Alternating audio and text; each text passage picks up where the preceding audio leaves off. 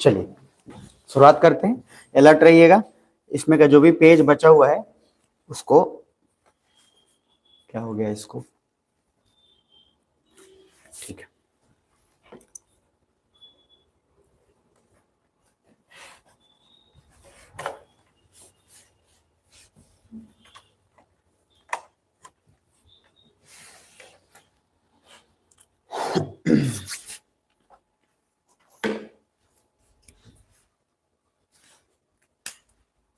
चलिए देखो, कल बता दिया था, फिर से एक बार तेजी में रिपीट कर देते हैं, फिर आगे चलते हैं। ये पीडीएफ खत्म करना है आज, तो हम लोग के पास जो भी पेज है उतना खत्म करना है, रेडी रहना है, ठीक है। इस वाले डायग्राम से शुरुआत करो। मैंने बोल दिया था दो चीजें, आरबीआई अगर इफ जीसेक फ्रॉम एसएलआर, मैंने बोला था सीआरआर एसएलआर, अगर एसएलआर कोटा से आरबीआई रख ले जो भी उसका सिक्योरिटी, बैंक मतलब दे रहा अपने एसएलआर कोटा, तो उसको बोलेंगे एमएसएफ। क्या बोलेंगे? एमएसएफ। अगर वो सिर्फ जीसेक ले रहा है जिसमें एसएलआर कोटा का कोई जिम्मेदारी नहीं है, उसको बोलेंगे रेपो रेट। यही मैंने बताया था। रेपो रेट मतलब क्या है?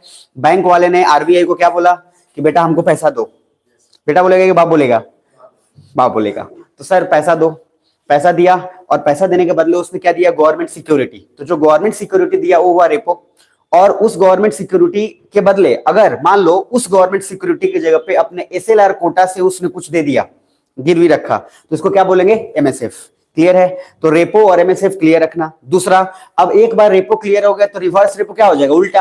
यानी कि आरबीआई ने गिफ्ट क्या किया? जीसेक दिया कोलैटरल। आरबीआई ने क्या दिया? अपना गवर्नमेंट सिक्योरिटी, तो उसको बोलेंगे रिवर्स रेपो। और अगर आरबीआई ने कुछ भी नहीं दिया तो उसको बोलेंगे क्या? एसडीएफ, जो स्टैंडिंग मैंने आपको बता दिया थे। मेरी बात समझ में आ रही है? तो लॉजिक क्या है? एक याद रखना है, मात्र एसडीएफ ही ऐसा है जिसमें कोलैटरल की जरूरत नहीं पड़ेगी, बाकी सब में कुछ ना कुछ कोलैटरल की जरूरत पड़ेगी। तो लास्ट पर फिर बोल दे रहा हूं, रेपो रेट मतलब क्या? रेपो रेट का इंटरेस्ट रेट चार्ज कौन करता है? आरबीआई चार्ज करता है कि बैंक चार्ज करता है? आरबीआई चार्ज करेगा उस पे, और बैंक उसको चुकाएगा। मेरी बात समझ में आ रही है? और उसी तरीके से उसका रिवर्स सोच लेना है। अगर बैंक ने आरबीआई से पैसा लिया और उसको अपना गिरवी रखा, क्या? गवर्नमेंट सिक्योरिटी, तो रेपो रेट हो गया। अगर उसने गिरवी रखा अपना एसएलआर कोटा का कुछ भी, तो उसको क्या बोलेंगे? एमएसएफ। सिमिलरली आरबीआई ने सेम काम किया, रिवर्स रेपो रेट। आरबीआई ने कोई कोलैटरल नहीं दिया, एसडीएफ। क्लियर है यहां तक? ये सारा कुछ आपको दिमाग में रख लेना है। उधर सीआरआर और एसएलआर क्लियर है? सीआरआर पे क्या इंटरेस्ट रेट चार्ज होता है? क्या आरबीआई सीआरआर पे इंटरेस्ट रेट देता है? कोई ब्याज व्याज नहीं देता है। मेरी बात समझ में? सीआरआर सिर्फ एक रखा गया सिक्योरिटी पर्पस के लिए। तो बैंक वाला अपने पास रखता है कि आरबीआई के पास? और एसएलआर कोटा अपने पास। एसएलआर कोटा में सिर्फ कैश रखा जाता है या और भी चीजों में रखा जा सकता है? और भी चीजों में रखा जा सकता है। ये बेसिक चीज बार बार बोल रहा हूं, डरते रहना नहीं तो फंसोगे मामला। यहां तक डन। अब इसके बाद आते हैं नेक्स्ट। अब यहां से जो भी चीज चलेगा वो एकदम धाए धाए निकलेगा, ठीक है? मोए मोए करते हुए निकलेगा। तो पहला क्या है? Open market operation. मैंने पहले भी बता दिया, ओपन मार्केट ऑपरेशन मैंने बोला था गेम कौन खेल रहा था सेकेंडरी मार्केट में? आरबीआई। मैंने बोला जब आरबीआई सेल करे या परचेज करे तो उसको क्या बोलेंगे? Open market operations. आरबीआई अपना गवर्नमेंट सिक्योरिटी या तो सेल कर रहा है या वापस परचेज कर रहा है। और मैंने बोला था एक बार नया गाड़ी आपने खरीद लिया तो गाड़ी का आप कुछ भी करिए, उससे उस गाड़ी की कंपनी को कोई पैसा वैसा नहीं जाएगा, अब अपने हिसाब से करेंगे। Same RBI. आरबीआई ने एक बार अपना जीसेक लॉन्च किया, खरीद लिए सब लोग, उसके बाद आपस में अब उस जीसेक का कौन क्या करता है उससे किसी को कोई मतलब नहीं है। क्या यहां तक क्लियर है? अब आते हैं उसके बाद। तो ये जो टर्म है ओएमओ, उसमें सिंपल है, क्या है? अगर इन्फ्लेशन को इधर देखो कंट्रोल करना हो तो क्या करेगा? ध्यान से समझना। मैंने बोला महंगाई बढ़ गया है, इसका मतलब लोगों के पास पैसा ज्यादा है कि कम है? ज्यादा है। लोगों के पास पैसा ज्यादा हो गया तो आरबीआई क्या करना चाहेगा? सारा पैसा सक करके एब्जॉर्ब कर लेगा। अरे है ना? तो एब्जॉर्ब करने के लिए क्या करेगा? सीधा अपना जीसेक, सीआरआर तो बढ़ाएगा ही बढ़ाएगा, उसके बाद क्या करेगा? अपना गवर्नमेंट सिक्योरिटी बेच देगा आरबीआई। गवर्नमेंट सिक्योरिटी बेच देना मतलब क्या? गवर्नमेंट सिक्योरिटी बेचेगा तो उसके बदले सारा बैंक वाला उसको क्या दे देगा? पैसा दे देगा। तो मार्केट से पूरा पैसा क्या हो गया? गायब। यानी कि कहने का मतलब क्या है? एक ही इन्फ्लेशन पे आपको सब टर्म को रिलेट करना है। क्या सुन पा रहे हो? मतलब अगर इन्फ्लेशन को कंट्रोल करना है तो सीआरआर एसएलआर बढ़ेगा कि घटेगा ये सोचना है। उसी तरीके से ओपन मार्केट ऑपरेशन पे सोचना है कि आरबीआई खरीदेगा कि बेचेगा। क्या समझ में आ रहा है? उसी तरीके से फिर रेपो रेट सोचेंगे कि बढ़ेगा कि घटेगा। यानी कि एक फैक्टर के लिए सारे फैक्टर को दिमाग में रख लेना है। पहले यहां तक क्लियर है? तो मैं अगर आपसे एक बार समझदारी से पूछूं, अगर इन्फ्लेशन को, महंगाई को कंट्रोल करना हो तो सीआरआर बढ़ेगा कि घटेगा? बढ़ेगा। एसएलआर भी बढ़ेगा कि घटेगा? बढ़ेगा। फिर मैं इसी क्वेश्चन को घुमा के पूछूं, अगर इकोनॉमी को खूब बूम अप करना है, इकोनॉमी को क्या करना है? Boom up. तो इकोनॉमी को अगर खूब बूम बूम करना है तो उस समय पैसा या सीआरआर बढ़ेगा कि घटेगा? घटेगा, क्योंकि सीआरआर घटेगा तभी बैंक वाला ज्यादा पैसा लोन देगा और उसके हिसाब से इकोनॉमी तेज में चलेगा। कुछ बुझा रहे हैं? तो इस तरह दिमाग में रखना है। अब आते हैं फिर से वापस से कि अगर ओपन मार्केट ऑपरेशन की बात करते हैं तो आरबीआई वहां पे गवर्नमेंट सिक्योरिटी अगर बेच रहा है तो उसके बदले उसको क्या मिलेगा? पैसा। और उसके बदले पैसा मिलेगा मतलब सारा मार्केट से पैसा कहां चला गया? आरबीआई के पास। तो हमने इन्फ्लेशन को क्या कर लिया? कंट्रोल कर लिया। कुछ समझ में आ रहा है? उसी का उल्टा जब डिफ्लेशन बोलेंगे तो डिफ्लेशन में क्या करेगा? बाई करेगा। इसीलिए सिर्फ इन्फ्लेशन याद रखना है, डिफ्लेशन में उल्टा करते जाना है। क्लियर है यहां तक? तो ओपन मार्केट ऑपरेशन में ये याद रखना है कि यहां क्या लिखा हुआ है? RBI buying. अगर आरबीआई खरीद रहा है तो मनी सप्लाई क्या होगा? इंक्रीज होगा। अरे हाँ है ना, खरीद रहा है तो पैसा देगा। उसके बाद आरबीआई अगर बेच रहा है तो सर क्या होगा? मनी सप्लाई जो है खत्म हो जाएगा और मार्केट से पूरा पैसा निकाल लेगा। तो ये आपको बस दिमाग में रखना है, बाकी आपकी यही सारी चीजें जो काम आएगा। अब इसमें एक दो शब्द है, एक वो स्टेबलाइजेशन दिख रहा है। स्टेबलाइजेशन, तो स्टेबलाइजेशन मतलब क्या होता है? स्थिरीकरण होता है कि हम कैसे मार्केट में ऊपर नीचे जो हो रहा है उसको स्थिर लेवल पे लाएं, स्टेबल कैसे करके लाएं। दूसरा है स्टेरलाइजेशन, है ये नसबंदी वाला टाइप होता है। तो फॉरेक्स स्वैप जो स्टेरलाइजेशन, उसमें मतलब क्या होता है? हम जानबूझ के कुछ वैसा करते हैं जिसके कारण सिंपल करेंसी एक्सचेंज रेट में इस तरीके का कांड हो कि रुपया का वैल्यू बहुत ज्यादा नीचे गिर ना जाए। क्या समझ में आ रहा है? जैसे अब डॉलर का वैल्यू बहुत ज्यादा बढ़ गया तो उस समय कंट्रोल करने के लिए हम अलग अलग स्टेप लेते हैं। वो ऑपरेशन ट्विस्ट, ये एक शब्द बहुत इंपॉर्टेंट है, इसको जानेंगे आज। 3 शब्द जानेंगे और उसके बाद मामला निपटाएंगे। Open market operation, operation twist जानेंगे और एक दो शब्द जो बचा खुचा है छोटा मोटा उसको जानेंगे, जिसमें एक बॉन्ड यील्ड आ जाएगा। उसके बाद ये मामला आज का खत्म हो जाएगा। उसके बाद आरबीआई में कितने चेयरमैन होते हैं, आरबीआई की कमेटी में कौन चेयरमैन बन सकता है, कितने साल के लिए टेन्योर है, ये सब कुछ आपको बता दूंगा, रीड कर लेना मामला निपट जाएगा। तो आपके पास 2-3 शब्द है जिसमें एक आ रहा है ऑपरेशन ट्विस्ट, और इसको समझने के लिए मैं सिंपल एक काम में सारा काम आसान कर दूंगा, मतलब एक पिक्चर में सारा चीजें इजी हो जाएगा। ये डायग्राम आपको पता होना चाहिए। पहली बात, ट्रेजरी बिल क्या होता है? जो 1 साल से कम का होता है। अरे हाँ ना, अगर उस तरह से हम जीसेक बोले तो 1 साल से ज्यादा जब हम उसको गिरवी रखते हैं तब। उसी तरीके से अगर इंटरेस्ट रेट की बात करें तो गवर्नमेंट जो है, आप मुझे बताओ एक बात ध्यान से, ये क्वेश्चन पूछ सकता है। अगर गवर्नमेंट ने कोई चीज बेचा कि भैया ये लो, तुमको हम गारंटी देते हैं कि इसके बदले तुमको 106 रुपए मिलेगा, और एक प्राइवेट कंपनी ने तुमको दिया कि इसके बदले तुमको 108 रुपए मिलेगा, मान लो, आप ज्यादा ट्रस्ट किस पे करोगे? गवर्नमेंट पे। तो गवर्नमेंट चाहे तो अपना इंटरेस्ट रेट कम पे भी बेच सकता है। कुछ बुझा रहे हैं? क्योंकि गवर्नमेंट का सबको भरोसा है कि भाई गवर्नमेंट अगर एक बार बोला है कि इसके बदले 106 रुपया देगा 1 साल बाद तो देगा। लेकिन प्राइवेट का कोई भरोसा नहीं है, कब बोरिया बिस्तर बांधा कब निकल लिया। जैसे श्रीलंका गवर्नमेंट ने बोला था कि मेरा गवर्नमेंट सिक्योरिटी खरीदिए और हम आपको उस पर 7% ब्याज देंगे, लेकिन जैसे ही सर श्रीलंका में कांड हुआ, बोरे बिस्तर बांध के प्राइम मिनिस्टर और राष्ट्रपति दोनों आदमी भाग गए। अरे कुछ बुझा रहे हैं? तो वैसा गवर्नमेंट का बात अलग है, लेकिन जनरली अगर हम बात करते हैं तो फिर भी हम भरोसा ज्यादा गवर्नमेंट पे करेंगे, प्राइवेट पे? गवर्नमेंट पे करेंगे। इसी वजह से तो सारा मारपीट है, इसी वजह से रेलवे वाला भी मारपीट कर रहा है, इसी वजह से सब दंगा फसाद भी कर रहा है। आप आज तक कभी नहीं सुनोगे जनरली कि कभी कभी कुछ कांड इस लेवल पे बड़े बड़े लेवल पे होते हैं। जितना भी अगर मारपीट होता है वो कहां होता है? रेलवे के लिए हो जाएगा, एसएससी के लिए हो जाएगा, कभी बैंक वाले के लिए हो जाएगा, कभी एफएसआई के लिए हो जाएगा कि क्वेश्चन लीक हो जाता है, फलना ढिंगाना, ये वो सब समझ में आ रहा है। अभी देखे रहे, अभी रल चल रहा है, अभी रेलवे वाला भी फिर दंगा कर रहा है। साल में एक बार उन लोग को इंटरटेनमेंट चाहिए होता है, वो इंटरटेनमेंट मिल जाता है। समझ में आ रहा है? और इंटरटेनमेंट के लिए रेलवे के आगे इंजन पे बैठ के कुछ लोग फोटो फाटो खिंचवा लेंगे, फिर लाठी चार्ज होगा, फिर कुछ उसमें जो है ऊपर टांग नीचे इधर उधर करके फिर आ जाएगा, और फिर वही होना है जो हो रहा था। समझ में आ रहा है? उनको इंटरटेनमेंट चाहिए, क्योंकि सर दौड़ दौड़ के उनका भी तो बॉडी टाइट हो गया होगा ना, तो लाठी पे असर देख लेते हैं कि कितना पड़ रहा है कितना नहीं पड़ रहा है। इस तरीके का कांड होता है दौड़ के। खैर इधर देखिए, तो सर गवर्नमेंट का यहाँ लिखा हुआ है लोअर इंटरेस्ट होगा कॉर्पोरेट जगत से या ज्यादा होगा? लोअर होगा। कॉर्पोरेट की बात करते हैं, 3 लोग का भाई डिपेंड ऑन फॉलोइंग फैक्टर। देखो मुकेश अंबानी कितना लोन आपको देगा, कितना इंटरेस्ट उस पर चार्ज करेगा, ये भी उसके फैक्टर पे डिपेंड करता है, उसका कंपनी में चल कैसा रहा है, उसका कंपनी रिलायंस कितना चल रहा है। इसलिए क्या होता है शेयर मार्केट में, कभी एक ही बार प्राइस भागा कभी घटा, तो म्यूचुअल फंड और आप सुने ही होंगे, है ना, इतना प्रचार करता है सारा कुछ। तो ये सब करने के लिए कंपनी के बहुत सारे पॉलिसी पे डिपेंड करता है। तो आपके पास दिमाग में उतना रखना है क्या कि गवर्नमेंट का परसेंटेज अगर कम भी है तब भी लोग ट्रस्ट उस पर ज्यादा करते हैं। ये दिमाग में रहेगा, जब क्वेश्चन आएगा तब अपना वहां पे याद रखना है। ठीक है जी। अब आते हैं, एक इसमें शब्द है आरडीएजी। ठीक है, अब ये आरडीएजी क्या है? इसका मतलब सिंपल है, देखो ध्यान से, रिटेल डायरेक्ट गिल्ट अकाउंट। इसमें मेन चीज क्या है, देखो, क्या हम आरबीआई से पहले डायरेक्टली कोई चीज खरीदना चाहे तो खरीद सकते हैं क्या? नहीं। लेकिन आरबीआई ने जानबूझकर हमारा ट्रेडिंग सिस्टम स्टार्ट किया, जैसे डीमैट अकाउंट होता है। अरे जो शेयर मार्केट में सब, और बैंक वाला भी आजकल चिल्ला चिल्ला के डीमैट अकाउंट आपका खुलवा देता है, डीमैट अकाउंट खोल लो। आजकल हर कोई थोड़ा बहुत तो शेयर मार्केट में कुछ ना कुछ ऊपर नीचे कर ही रहा है, भले कुछ नहीं है तभी फ्री का कोनो ग्रोथ ऐप पे डाउनलोड करके देखिए, मेरा 1 मिनट में 200 रुपया हो गया है। फ्री का कुछ नहीं होता भाई, बिना पैसा लगाया वहां पे आप सोच रहे हो 2 मिनट में 200 हुआ है, फिर अगले तीसरे मिनट में वो माइनस माइनस 200 हो जाएगा। तो लॉजिक क्या है कि जो तरीका इधर देखो, आरबीआई ने उसी को बोला आरडीएजी, मतलब आपको अगर शेयर पहले खरीदना होता था, ध्यान से समझो, रिलायंस का, तो आप किसी एजेंट को पकड़ते थे, एजेंट आपसे कुछ पैसा चार्ज करता था, तब शेयर देता था। अब क्या बोला, खुद अपना खाता खोलो और आराम से रिलायंस का शेयर खरीद लो, बात खत्म। इसको बोलते हैं आरडीएजी, बाकी इससे ज्यादा और इसमें जाने की कोई जरूरत नहीं है।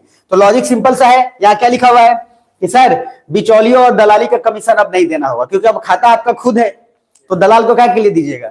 जैसे पहले होता था कि आपका किसान वाला पैसा आया, बीच से गायब हो गया, अब क्या है, आपको देना पड़ता है क्या? कुछ नहीं, जो आया 6,000 2,000 वो सीधा आपके खाते में आया, आपको किसी को देने की जरूरत नहीं है।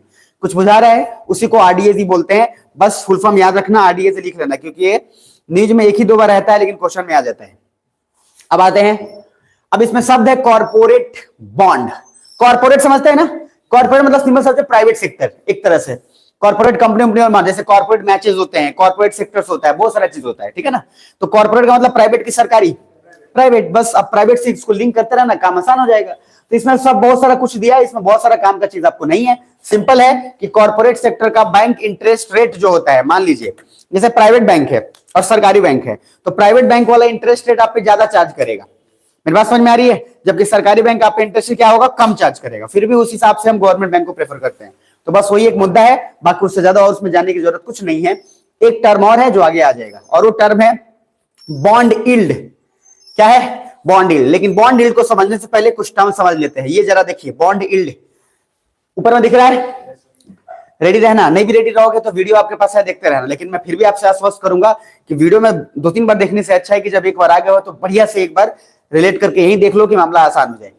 तो बॉन्ड यील्ड में देखो क्या है, श्रीलंकन गवर्नमेंट दिख रहा है, इन दोनों का रिएक्शन देखना। क्या बोला है कि श्रीलंकन गवर्नमेंट का बॉन्ड जारी किया गया और बोला कि 100 रुपया के बॉन्ड पे 7% ब्याज आपको मिलेगा, जो लोग खरीद सकता है खरीद लो। ये दोनों लग रहा है बाप बेटा ही है, दोनों खरीद लिए मान लो। तो नीचे देखना, श्रीलंकन इकोनॉमिक कोलैप्स। अब दोनों का रिएक्शन देखो, कुछ समझ में आ रहा है। एंड देन प्रेसिडेंट लोग गए, भाग गए। तो लॉजिक क्या है, बॉन्ड यील्ड का एक फॉर्मूला लिखा हुआ है, जो इंटरेस्ट रेट होता है उसको डिवाइडेड बाय उसका कॉस्ट, जो कॉस्ट प्राइस है वो। मतलब आपने रिलायंस का कोई बॉन्ड खरीदा, तो रिलायंस का बॉन्ड खरीदना, ये फॉर्मूला यही काम का है, बस इसलिए इसको लिख लेना। तो बॉन्ड यील्ड का सिंपल क्या मीनिंग है कि जो इंटरेस्ट रेट चार्ज देने के लिए बोला है कंपनी कि हम आपको 10% ब्याज देंगे आज से आने वाले 2 साल बाद या जो भी, तो उसका ब्याज डिवाइडेड बाई जो उसका प्राइस है। मान लीजिए आपने रिलायंस का बॉन्ड का प्राइस खरीदा 13,000 में एक बॉन्ड खरीदा, या 1300 में एक बॉन्ड खरीदा, गुना 100 कर दीजिए, वही होगा बॉन्ड यील्ड। जो बात जितना बोलेंगे बॉन्ड यील्ड को टेक्निकली अंदर समझने की कोशिश मत करना, जितना बता रहा हूं उतना ही समझना, क्योंकि ज्यादातर इस चीज को समझोगे उतना ही ज्यादा मामला होगा। हमने को अभी काम क्या है कि हमारा जो है प्रीलिम्स निकलना चाहिए, बात खत्म। और प्रीलिम्स निकलने के लिए जो हम बोल रहे हैं उतना काम करना पड़ेगा, नहीं तो आपका क्या है, बाल की खाल जहां मतलब जहां उधेड़ने चाहिए वहां उधेड़ते नहीं है, जहां नहीं उधेड़ना चाहिए उधर देते हैं, और उसके बाद फिर एग्जाम आपका उधेड़ देता है। तो लॉजिक क्या है, बॉन्ड यील्ड में क्या है, पहले इंटरेस्ट ऊपर में आएगा, नीचे कॉस्ट प्राइस गुना क्या 100, बात खत्म। अब आप मुझे बताइए, ये आदमी 100 रुपया में इसलिए खरीदा था क्योंकि इसको क्या था, लालच की 7% ब्याज मिलेगा, आया ना। लेकिन उसके बाद श्रीलंकन गवर्नमेंट भाग गई, तब कम से कम ये जरूर इतना तो जरूर सोचेगा कि भाई 100 रुपया तो गया ही गया, कुछ तो निकले, क्योंकि श्रीलंकन गवर्नमेंट ही भाग गया ना, तब तो कोई जिम्मेदारी नहीं ले रहा, यानी कि उस बॉन्ड का कोई वैल्यू नहीं है। तो किसी ना किसी दूसरे आदमी को पकड़ेगा कि नहीं पकड़ेगा, तो किसी दूसरे आदमी को पकड़ा और बोला please buy my 100 face value का bond, I want to exit. कुछ बजा रहा है? तो सर ये क्या बोल रही है, आई विल पे ओनली 63, ये भी तो फायदा उठाएगा ना। अरे ऐसा ना तो जो आपका गाड़ी है, गाड़ी आपने खरीदा और उसके बाद आप मान लो उसके बाद उसके कुछ समय बाद आपको पता चला ये गाड़ी खराब है, या फिर गाड़ी का जो पॉलिसी दिया था वो भाग गया समथिंग करके, तो आप गाड़ी बेचोगे तो दूसरा वाला भी तो फायदा उठाएगा कि बेटा तुम क्यों बेच रहे हो, हमको भी तो पता है। तो सर क्या है, ये जो है बॉन्ड यील्ड में सिंपल आपको याद रखना है, interest by cost price into 100, इसके अलावा कुछ नहीं। अब यहाँ जरा ध्यान से एक बात समझना तो और आइडिया लगाना। इधर देखो, जब यहाँ कॉस्ट प्राइस 100 था तो इसका बॉन्ड यील्ड कितना आ रहा था? 7%। अरे है ना, लेकिन जब कॉस्ट प्राइस 63 हो गया तो कितना बॉन्ड यील्ड है? 11%। इसका मतलब क्या है? बॉन्ड यील्ड का इनवर्सली रिलेशन है कॉस्ट प्राइस से कि डायरेक्टली रिलेशन है? इनवर्स रिलेशन है, यानी कि अगर किसी चीज का प्राइस बढ़ता है तो बॉन्ड यील्ड घटेगा, और किसी चीज का प्राइस घटता है तो बॉन्ड यील्ड बढ़ेगा। कुछ बुझा रहा है? यानी कि जब इसी प्रोडक्ट का यानी कि 100 रुपया दाम था तो बॉन्ड यील्ड कितना हो रहा था? 7%। कुछ समझ में आ रहा है? और जब उसी चीज का दाम 63 रुपया मिला तो बॉन्ड यील्ड कितना हो गया? 11%। अरे फॉर्मूला के हिसाब से। तो सर याद रख लीजिएगा, बॉन्ड यील्ड, ये क्योंकि बार बार घुमा लेता है, इनवर्सली का साइन आपको पता है, जो समानुपाती बोलते हैं उसका opposite, inversely proportional to CP यानी कि कॉस्ट प्राइस। तो जब भी किसी चीज का दाम बढ़ेगा तो बस उस पर सीधा सा बात है। तो मतलब इसको अगर सीधा भाषा में कहें तो कोई प्रोडक्ट अगर सस्ता खरीदोगे तो उस पर मुनाफा ज्यादा कमाओगे। अरे हाँ है ना, प्रोडक्ट अगर जितना सस्ता खरीदो उस पर मुनाफा उतना ही ज्यादा होगा। तो ये आदमी, ये लड़की जो चालू आदमी है, इसने कितना में खरीदा? 63 में। तो इसने कम प्राइस पे खरीदा तो इसको मुनाफा ज्यादा होगा कि नहीं होगा? होगा। लेकिन ये बेवकूफ आदमी 100 रुपए में खरीदा था तो इसको मुनाफा क्या हो गया? कम हो गया। तो लॉजिक यही है, इसलिए बोला जाता है बिजनेस का रूल है, बिजनेस में जो प्रॉफिट कमाया जाता है वो प्रॉफिट सेल पे नहीं कमाया जाता है कि आप किसी प्रोडक्ट को 200 रुपए में बेच लोगे। ध्यान से समझना, अगर किसी का दुकान उकान होगा तो, या कुछ भी होगा तो, या फ्यूचर में करने वाला होगा तो ये भी में सिखाया जाता है, हालांकि फिर भी बता रहे हैं। बिजनेस में प्रॉफिट कमाया जाता है बाई पे, बाई करने पे। जब आप सामान खरीद रहे हो, जैसे मैंने मार्कर ये खरीदा, तो हम इस मार्कर को खरीदते समय इसमें कितना दाम कम करवा लेंगे और तब इसको खरीद के अपने पास लाएंगे, तब अपने हिसाब से बेचेंगे, तभी प्रॉफिट होगा। तो बिजनेस में बेचने में प्रॉफिट होता है कि खरीदने पे प्रॉफिट कमाया जाता है? खरीदने पे। तो कितना जब खरीदते हो उस समय ध्यान रखा करो। इसलिए कोई आप प्रोडक्ट अगर बना रहे हैं तो उस समय ध्यान रखिए कि आप प्रोडक्ट बना रहे हो तो कितना कम चार्ज में बना ले रहे हो, क्योंकि जितना कम चार्ज में बनाओगे उतना मुनाफा कमाओगे, और चार्ज बहुत ज्यादा अगर दे रहे हो तो मुनाफा आपको बहुत कम होगा। सेम बॉन्ड यील्ड का कॉन्सेप्ट है। क्लियर है? यहां तक कुछ बुझाया? तो बॉन्ड यील्ड का जो है कॉस्ट प्राइस से डायरेक्ट रिलेशन है कि इनडायरेक्ट रिलेशन है? इनडायरेक्ट रिलेशन है। कॉस्ट प्राइस बढ़ेगा, बॉन्ड यील्ड क्या है? घटेगा। यहां तक क्लियर है? तो सर बॉन्ड यील्ड बस क्या है? मुनाफा। और मुनाफा क्या है? यहाँ पे सिंपल है कि यहाँ पे एक चीज भी लिखा हुआ है, bond yield inversely proportional to 1/प्राइस। सस्ते में खरीदा तो मुनाफा ज्यादा। कुछ बुझा रहे हैं यहाँ पे?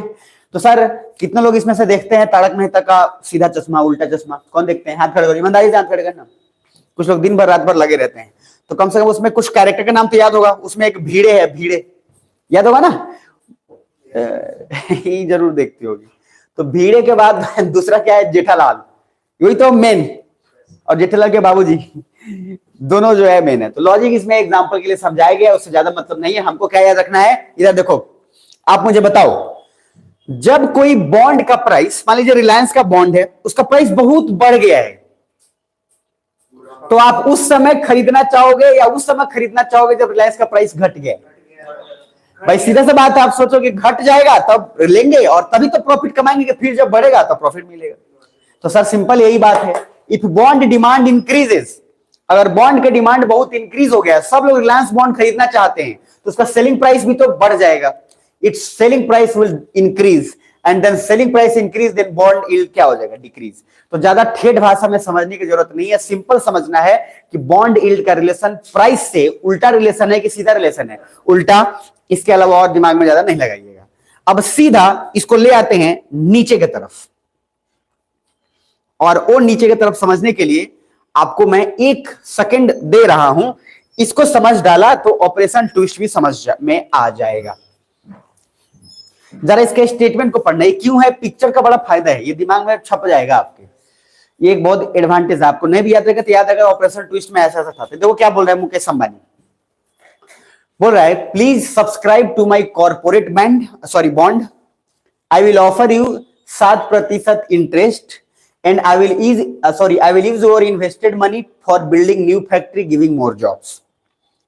भाई रिलायंस का शेयर आप खरीदोगे तो पैसा आप उसको दोगे, उस पैसे से रिलायंस वाला कह रहा है अपना बिजनेस करेंगे, बिल्डिंग बनाएंगे, जो भी करेंगे वो करेंगे। क्लियर है जी? तो इस इन्वेस्टर ने फिर देखो क्या बोला, हटा सावन की घटा। ध्यान से समझना क्या बोल रहा है कि गवर्नमेंट सिक्योरिटी यील्ड 6.75% है। यानी कि गवर्नमेंट सिक्योरिटी जो प्रोवाइड आपको कर रहा है वो ब्याज फिर भी कितना है 6.75 और ये आपको कितना दे रहा है 7%। मैंने क्या बोला, गवर्नमेंट का इंटरेस्ट रेट कम होगा फिर भी हम भरोसा किस पे करेंगे, गवर्नमेंट पे। तो ये क्या बोला, हम तुम्हारा 7% लेके क्या करेंगे, हमको गवर्नमेंट 6.75 दे ही रहा है, क्या समझ में आ रहा है, तो तुम्हारा हम क्यों रिस्क लेंगे। I will not invest in your corporate bond unless you offer me 9% interest. तो हम सीधा बोलेंगे कि गवर्नमेंट हमको 6.7 दे रहा है, तुम 9% दो तब हम इन्वेस्ट करेंगे, अन्यथा हमारा गवर्नमेंट में कोई लॉस है ही नहीं, क्योंकि हमको एक तो पहला सिक्योरिटी भी है और दूसरा इतना कम ब्याज भी नहीं है कि काम हो जाए। लेकिन एक बात बताओ, अगर गवर्नमेंट ने ब्याज कम कर दिया, मान लो सीधा 6.75 से 2% पे ले दिया, तो देखो क्या किया, वही आरबीआई ने क्या किया, starts buying G-sec, demand rises, और जब डिमांड राइज होगा तो गवर्नमेंट से क्या है, गिर जाएगा नीचे जो सिक्योरिटी का यील्ड है, और less attractive to keep money parked in G Sec. अब इन्वेस्टर देखो क्या बोल रहा है, ओके मुकेश भाई निकल गई मेरी सारी हेकड़ी, I am now ready to invest in your corporate bond at 7% interest. क्यों, क्योंकि सर यही काम गवर्नमेंट करती है। इधर देखो मुकेश अंबानी यही काम करवा लेता है, किससे, तो गवर्नमेंट से। कुछ बुझा रहा है, तो गवर्नमेंट को बोलता है। अच्छा इधर देखो, अगर गवर्नमेंट ये काम उसके कहने पे, देखो गवर्नमेंट किसी के बाप का होता नहीं है, ध्यान रखिएगा, और गवर्नमेंट किसी के कहने पे चलता भी नहीं है। गवर्नमेंट का मेन मकसद आम आदमी कभी समझेगा ही नहीं। आम आदमी को बस इतना लगता है कि हमने वोट दे दिया, सरकार बन गया, अब सरकार हमको पैसा दे, चावल दे, खिलाए, फ्री में सब कुछ देते रहे, ये सब कुछ वो है नहीं। तो गवर्नमेंट क्या करती है, देखो इधर, अगर गवर्नमेंट मान लो, इधर देखो मुकेश अंबानी का कोई खरीदेगा ही नहीं अगर इन्वेस्टमेंट, या कोई शेयर नहीं खरीदेगा, तो उससे क्या होगा, उससे ये होगा कि मुकेश अंबानी के शेयर नहीं खरीदने पे सबसे बड़ा प्रॉब्लम होगा कि मुकेश अंबानी फिर अपने कंपनी में नए नए बिजनेस नहीं कर पाएगा, और नए बिजनेस नहीं करेगा तो जॉब क्रिएट नहीं होगा, और जॉब क्रिएट नहीं होगा तो फिर मामला जो है बेकार हो जाएगा, पूरा इकोनॉमी बर्बाद हो जाएगा। और गवर्नमेंट की क्षमता इतनी नहीं है कि सारे लोगों को रोजगार दे दे। कुछ बुझा रहा है, इसलिए तो प्राइवेट सेक्टर एग्जिस्ट करता है, नहीं तो गवर्नमेंट अगर सबको नहीं देता तो प्राइवेट सेक्टर क्यों रहता। कुछ बुझा रहा है, तो गवर्नमेंट जब इसको इस तरीके से ट्विस्ट करती है, इसी को बोलते हैं ऑपरेशन ट्विस्ट। क्या बोल रहे हैं, ऑपरेशन ट्विस्ट। एक गाना भी आया था ट्विस्ट वाला गाना, बहुत पहले, बहुत फेमस हुआ था वो गाना, ठीक है। तो लॉजिक सिंपल है, ऑपरेशन ट्विस्ट का मतलब है कि जब आरबीआई अपने हिसाब से अपना सिक्योरिटी का प्राइस घटा देती है ताकि इन्वेस्टर उसके में नहीं बल्कि प्राइवेट कंपनी में अपना इन्वेस्टमेंट करे और पैसा वहां जमा करे ताकि बिजनेस क्रिएट हो, जॉब क्रिएट हो, उसी को बोलते हैं ऑपरेशन ट्विस्ट। बात खत्म, एक शब्द में सीधा चट। तो मामला क्या है, commercial bank were reluctant to lend money to private sector companies because of the problem of bad loans। Bad loan समझते हैं। अब मान लीजिए बैंक ने किसी को लोन दिया और चुकावे नहीं कर रहा है, और वहां घर पे गया लेने तो कह रहा है कि पहले बांधो इसको। आप समझ पा रहे हैं, मतलब बहुत सारा भैया होता है, बैंक लोगों से पैसा नहीं, कितना आसान थोड़ी होता है। कार लोग फाइनेंस करवा लेते हैं और जैसे ईएमआई आपने नहीं चुकाया तो बैंक वाले का 20-30 आदमी इसीलिए रहता है, वो दिमाग क्या लगाया रखा है 20-30 आदमी को, उसका काम सिर्फ इतना है, एक बार लिस्ट निकाल के दे देगा, गाड़ी नंबर दे देगा कि ये फलानी गाना गाड़ी नंबर है, इसने किस्त चुकाया नहीं है। भैया वो आप कहीं पे भी जाओ, हर एरिया में उसका नंबर सर्कुलेट हो जाता है आपकी गाड़ी का। आप आगे जैसे ही जाओगे कहीं ना कहीं रोकेगा। और नियम क्या लगा दिया है, दिमाग क्या है, बैंक का कुछ में है नहीं। बैंक बोला कि तुम जितना गाड़ी को पकड़ोगे, नियम के अनुसार से जितनी गाड़ी पकड़ोगे, उस गाड़ी का जो भी, जिस गाड़ी को पकड़ोगे उस गाड़ी का मालिक तुमको 5,000 रुपया देगा उस समय। मेरी बात समझ में आ रही है, यानी कि क्या बैंक ने उसको पैसा दिया क्या, नहीं। तो अब मुझे बताओ, वो आदमी गाड़ी को सीरियसली पकड़ेगा कि बेकार मजबूरी में पकड़ेगा, क्योंकि उसका कमाई डिपेंड इसी बात पे करता है कि उस गाड़ी को पकड़ ले। और उसमें एकदम ना होड़ मचा रहता है कि कौन, जितना लिस्ट है उसमें से कौन गाड़ी को कहां पकड़ लेता है और पकड़ेगा। 5,000 पहले जो है वो मालिक देंगे उस समय, बाकी उसके बाद हिसाब किताब जो होगा वो तो बाद का होगा। उसके बाद बैंक बोलेगा काहे नहीं चुका है, क्या हुआ नहीं हुआ, वो चार्ज कटेगा, इंटरेस्ट कटेगा, वो अलग है। मेरे पास समझ में आ रही है। तो लॉजिक क्या है, बैंक वाले ने रोजगार भी दे दिया और अपना कुछ खर्चा भी नहीं किया, और ये दिमाग बैंक वाला ही लगा सकता है, कोई और तो नहीं लगा सकता। तो देखो इधर, ये आपका हो गया ऑपरेशन ट्विस्ट। इसमें बोला कि दिवालियेपन की घटनाओं के चलते बैंक वाले निजी क्षेत्र की कंपनियों को कर्ज देने से डर रहे थे। आर्थिक वृद्धि और रोजगार सृजन के लिए अच्छी बात नहीं है। भाई अगर बैंक पैसा ही नहीं देगी, इसलिए नहीं दे रहा है कि हमको पैसा वापस नहीं मिलेगा, तो फिर कैसे होगा। कुछ बुझा रहे हैं, तो बैंक वाले को रिस्क तो लेना पड़ेगा।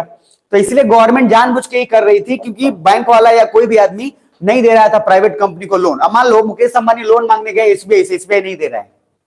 कुछ बुझा रहे हैं, और एसबीआई इसलिए नहीं दे रहा क्योंकि एसबीआई को पता है कि जो मेरे पास पैसा है उसका 6% हमको मिल ही रहा है, तो हम कहला मुकेश अंबानी को दें।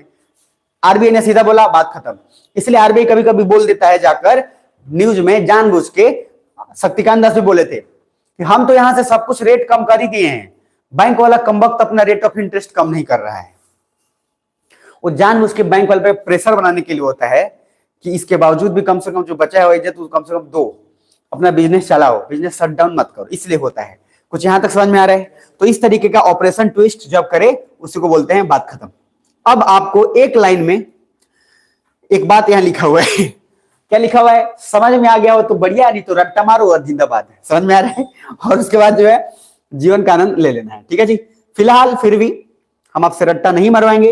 एक क्वेश्चन पूछा हुआ है, इस क्वेश्चन का जवाब आप देना चाहें तो अभी दे ले, बाकी कुछ और पढ़ा लूंगा तो आ जाएगा। Open market operation refer to, open market इसमें कौन सा है? जल्दी बताओ।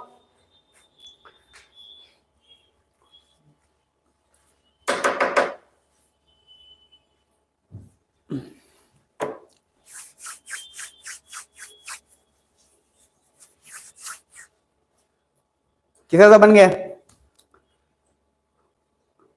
दो हाथ खड़े होते हुए, दो दो हाथ हो जाए, हो गया, सबका बन गया।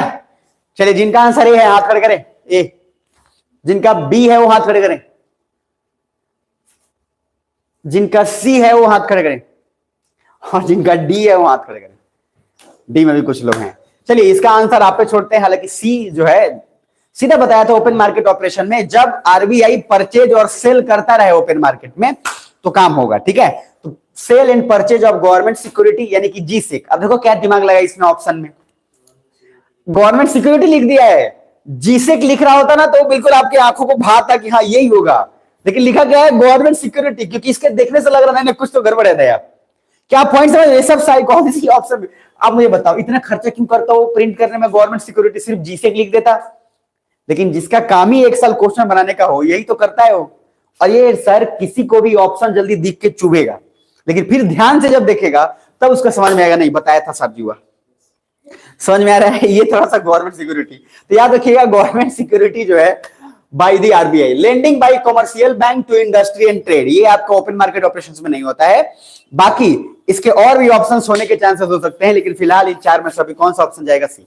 कुछ और आगे देखेंगे तो मामला आएगा। नीचे क्वेश्चन है, जरा देखिएगा, ये बता दीजिएगा तो समझिए कि काम हो गया। 2012 का है शायद ये।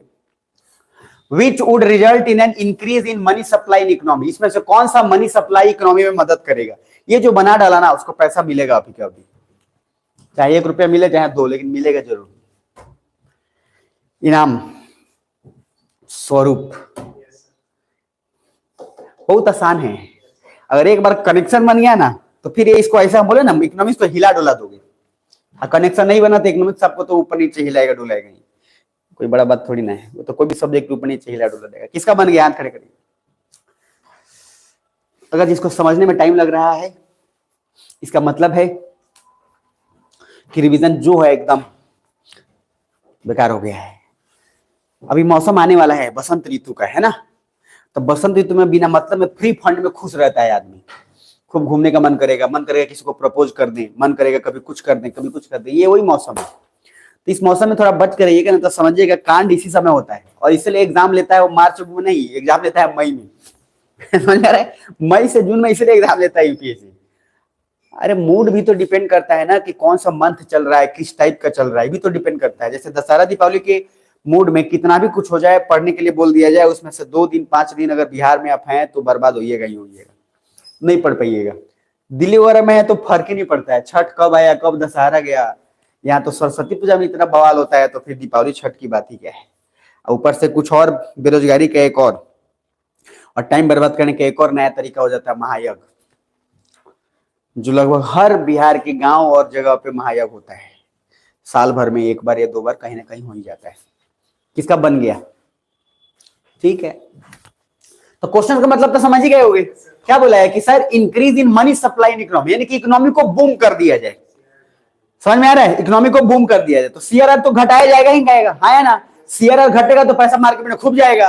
तो उसी हिसाब से अब इसमें आपको समझ लेना है, purchase of G-sec from the public by the central bank. तो परचेज ऑफ जीसेक मतलब जीसेक अगर खरीदेगा, ठीक है, तो जीसेक खरीदने के बाद उसको पैसा देगा कि नहीं देगा? देगा। अरे हाँ है ना? तो जब जीसेक खरीद के पैसा देगा तब भी इकोनॉमी तो बूम हो ही जाएगा। अरे भैया हाँ है ना? नहीं आया तो वीडियो दोबारा देखो, बार बार देखो, समझ में आ रहा है। दूसरा है deposit of currency in commercial bank. Deposit करने से ऐसा क्या हो जाएगा, एकदम से थोड़ी हो जाएगा। तीसरा है borrowing by the government from the central bank. Government से बोरो करेगा, कौन करेगा, सेंट्रल बैंक। तो सेंट्रल बैंक जब भी शब्द आए ना, तो सेंट्रल बैंक शब्द इसलिए इस्तेमाल किया जाता है, देखो ध्यान से समझना, आरबीआई यहां पे क्यों इस्तेमाल नहीं किया। बहुत लोग सोचेगा कि सर तो आरबीआई बताया था, यार सेंट्रल बैंक लिखा है, कहीं सेंट्रल बैंक ऑफ इंडिया की बात तो नहीं कर रहा। तो भैया पहले ही बता देता हूं, जहां कहीं पे भी शब्द सेंट्रल बैंक आए तो पूरे वर्ल्ड पे लागू है, पूरे वर्ल्ड पे कोई भी बैंक सेंट्रल बैंक। आरबीआई में सेंट्रल बैंक कौन है, आरबीआई है। मतलब इंडिया के अंदर अगर हम सेंट्रल बैंक की बात करें कौन है, तो आरबीआई है। उसी तरीके से अमेरिका के अंदर सेंट्रल बैंक जो होगा मान लो फेडरल बैंक है। कुछ बुझा रहा है, तो इसलिए इसने ऑप्शन यूज कर दिया सेंट्रल बैंक, ताकि कंफ्यूजन ही ना रहे। कुछ समझ में आ रहा है, तो ज्यादा लोचा दिमाग में लगाना ही नहीं है। दूसरा है borrowing by the government from the centre. तो borrowing by the government, government से अगर पैसा लेगा, सर गवर्नमेंट से पैसा कभी कभार ही लेगा, उल्टा गवर्नमेंट लेती है ज्यादा, लेकिन उससे भी लेगा तो इमीडिएट इतना जल्दी वो पैसा नहीं दे पाएगा। तीसरा है sale of government security to the public by the centre. Sale of government security, अगर सेल करेगा गवर्नमेंट सिक्योरिटी पब्लिक को, तो पैसा तो सारा खींच लेगा, तो इकोनॉमिक बूम कहां से होगा। कुछ बुझा रहा है। तो हम इसमें से अगर चौथा ऑप्शन बोलने की गलत है, क्योंकि चौथा हम श्योर है, हम ऊपर से तीनों में मान लो कंफ्यूजन है, फिर भी चौथा तो श्योर है हम कि सेल तो नहीं करेगा, तो चौथा ऑप्शन अगर काट देते हैं तो चौथा ऑप्शन ये हटा दो, है ना, ये भी हटा दो। कुछ बुझा रहे हैं। तो बच गया एक 1 और दूसरा क्या बच गया 3। तो पहला ऑप्शन तो हम जानते ही है कि सही है। अब एक मामला बच गया किस पे, 3 पे। तो 3 पे जो है borrowing by the government from the central bank, अगर ये हम करें तो लंबा प्रोसेस हो जाएगा, वो बाल की खाल उधेड़ने वाला है। ये है तो थोड़ा बहुत सही कि सेंट्रल बैंक ने पैसा लिया, लेकिन हम ये थोड़ी बोल रहे हैं कि सेंट्रल बैंक ने पैसा गवर्नमेंट से अगर लिया हो तो उसके बदले वो इकोनॉमी को दिया ही होगा। क्या पता, हो सकता है सेंट्रल बैंक ने इसलिए पैसा लिया क्योंकि गवर्नमेंट सिक्योरिटी उससे बेच दिया, जो लिया था वो गवर्नमेंट सिक्योरिटी दे दिया, उसके बदले पैसा ले लिया। अब उस पैसे का आरबीआई क्या करेगा, उसका कोई यहाँ पे नहीं है। तो ये बाल की खाल वाला है, इसलिए ऑप्शन में कभी लगता है कि ये सही है, इसलिए सिर्फ 1 ओनली पे मारिएगा, जीवन काम लीजिएगा। बाकी लास्ट क्वेश्चन है जो देखिए, which of the following are the part of monetary policy, 2015 prelims का है। आप इसको आराम से घर पे बैठ के देख लीजिएगा, हम चलते हैं आगे। ठीक है, क्वेश्चन सारा बना के रख लीजिएगा, क्योंकि क्वेश्चन ना बहुत क्वेश्चन रिपीट होता है इकोनॉमिक्स में, पहले बता देता हूं। आते हैं इस पे, इधर देखो, क्या सब जिंदा हो, देख लो, क्योंकि आज ये खत्म होने वाला है, उसके बाद हम लोग कल से आएंगे 2A पे और एकदम मामला निपट जाएगा धाए धाए। तो पहला चीज, आरबीआई ने इधर देखो, अगर जी से खरीदा है, क्या खरीदा है, गवर्नमेंट सिक्योरिटी खरीदा है, इधर देखो, और इसमें एक शब्द लिखा है जी सैप। क्या लिखा है, जी सैप, और कैलेंडर का चित्र बनाया हुआ है। तो मतलब समझो, पहले क्या होता था कि आरबीआई बताता ही नहीं था कि किस समय वो गवर्नमेंट सिक्योरिटी खरीदेगा। अब आप मुझे बताओ, अगर एसबीआई ने बोल दिया कि हम इस समय में कार अपना बेचेंगे फॉर एग्जांपल, तो हर कोई मेंटली रेडी रहेगा अपना पैसा जमा करके कि हमें इस समय करना है या ना। उसी हिसाब से वो अपना पैसा कहीं और इन्वेस्ट करेगा, चाहे बचाएगा चाहे खर्चा करेगा, हाँ या ना। अगर आपको जब पता होता है कि शादी आपकी होने वाली है मार्च में, तो पहले ही से आप उस हिसाब से अपना जो है लेखा जोखा, कि पहले बैंड बाजा बांध, पहले समियाना बांध, पहले घोड़ा गधा बांध, आप समझ पा रहे हैं। तो लॉजिक क्या है कि आप पहले से मेंटली प्रिपेयर हो जाते हैं।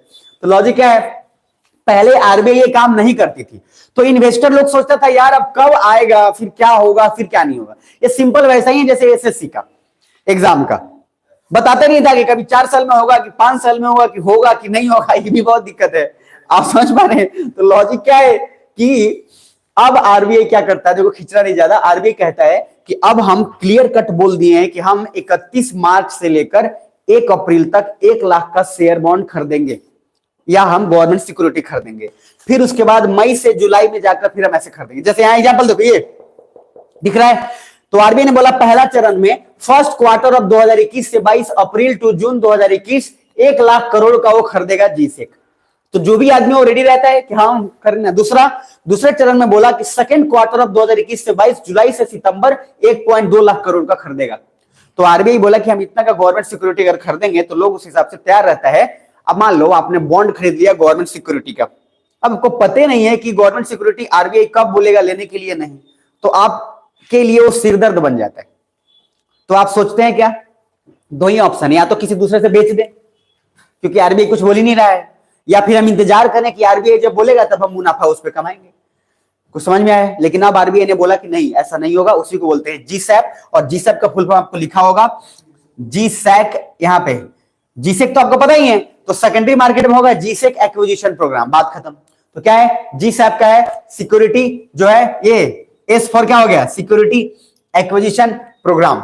और ये कब होगा, ये देखो, to increase money supply for post corona revival. तो जीसैप के अंदर क्या हो रहा है कि जैसे ही हमने बोल दिया कि अब इस समय गवर्नमेंट सिक्योरिटी आरबीआई खरीदेगी, इतने लाख करोड़ की लोग रेडी हो गए और सोचे कि चलो हम बेच देंगे, बेचेंगे गवर्नमेंट सिक्योरिटी, तो उसके बदले क्या मिलेगा, पैसा मिलेगा। और जब पैसा मिलेगा तो इकोनॉमी क्या होगा, बूम अप कर जाएगा। तो लॉजिक क्या है इकोनॉमी को बूम अप करने का, कि जीसैप में हमने एक तय डेट बता दिया। अब इस डेट पे सब लोग रेडी रहता था कि भैया 1 लाख करोड़ तक ही आरबीआई खरीदेगी, तो हमारा जितना का बॉन्ड है हम बेच के फ्री हो जाएंगे। जैसे ऊख नहीं होता है, ऊख का भी तो बिल मिलता है, गन्ना।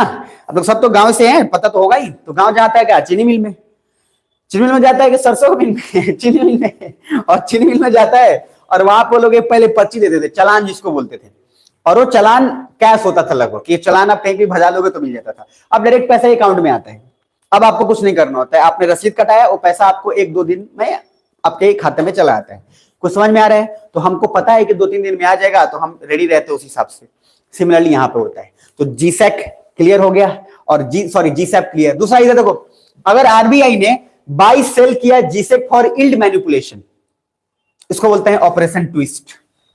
क्या बोलेंगे, ऑपरेशन ट्विस्ट। और ऑपरेशन ट्विस्ट क्यों किया जाता है, रोजगार पैदा करने के लिए या रोजगार खत्म करने के लिए, पैदा ही करने के लिए, कि अपना परसेंटेज घटा लेता है ताकि लोग जो है प्राइवेट कंपनी का भी शेयर खरीदें, उसको पैसा मिले, और मुकेश अंबानी भाई जो है उसके बाद अपना बिजनेस करे, जॉब क्रिएट हो, बात खत्म। तीसरा है ओएमओ। ओएमओ क्या है, बाई और sell G Sec at non fixed time table. अभी बताया था ओपन मार्केट ऑपरेशन। तो आरबीआई जो है खरीदती है, बाई करे या बेचे, उसको नॉन फिक्स टाइम टेबल है, इसमें कोई उसका फिक्स टाइम टेबल नहीं है, किसी समय खरीदेगा उसी समय नहीं खरीदेगा। तो इसको किया जाता है इसलिए क्योंकि जब प्राइस बहुत ज्यादा बढ़ जाए या घट जाए तब किया जाता है। आरबीआई ने बोला इन्फ्लेशन हो गया है, तो गवर्नमेंट सिक्योरिटी खरीदेगा कि बेचेगा, हाँ, मतलब मैंने बोला बेच देगा। इन्फ्लेशन हुआ है तो गवर्नमेंट सिक्योरिटी बेच देगा, सारा पैसा ले लेगा, बात खत्म। बस इसमें कुछ नहीं है, समझ में आ रहा है? एक बार समझ जा रहा तो लाइफ, अब आप समझ लो जो हो जाए। तो जीसैप क्लियर है। अब उसके बाद आते हैं जीसैप का बेनिफिट। तो जीसैप का बेनिफिट आपको पता है कि सर अब सब कोई रेडी रहता है, मुद्रा आपूर्ति में बढ़ोतरी के चलते निवेशकों के हाथ में पैसा आएगा तो बाजार से खरीदारी करेंगे, अन्य कंपनियों में निवेश करेंगे, देश की आर्थिक जो है वृद्धि में मदद मिलेगी, बात खत्म। तो ये चीज आपको अपने हिसाब से कर लेना है। अब आते हैं ये टेबल दिख रहा है। अब ये टेबल मैं पढ़ने बैठूंगा नहीं, ये तीनों चीज बता चुका हूं, आप आराम से इसको रिवाइज कर लीजिएगा। आते हैं उसके बाद मॉनेटरी पॉलिसी, दिख रहा है मॉनेटरी पॉलिसी। मॉनेटरी पॉलिसी मैं पहले भी बता चुका हूं, और उसके अंदर मैंने बताया था कि मॉनेटरी पॉलिसी में क्या क्या होता है, और सारा कुछ बताया हुआ है पहले भी।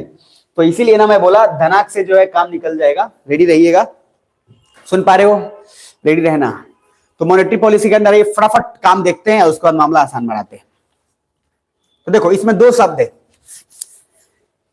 एक होता है क्वांटिटेटिव, एक होता है क्वालिटेटिव। मतलब एक गुणात्मक और एक होता है कि कितना क्वांटिटी है।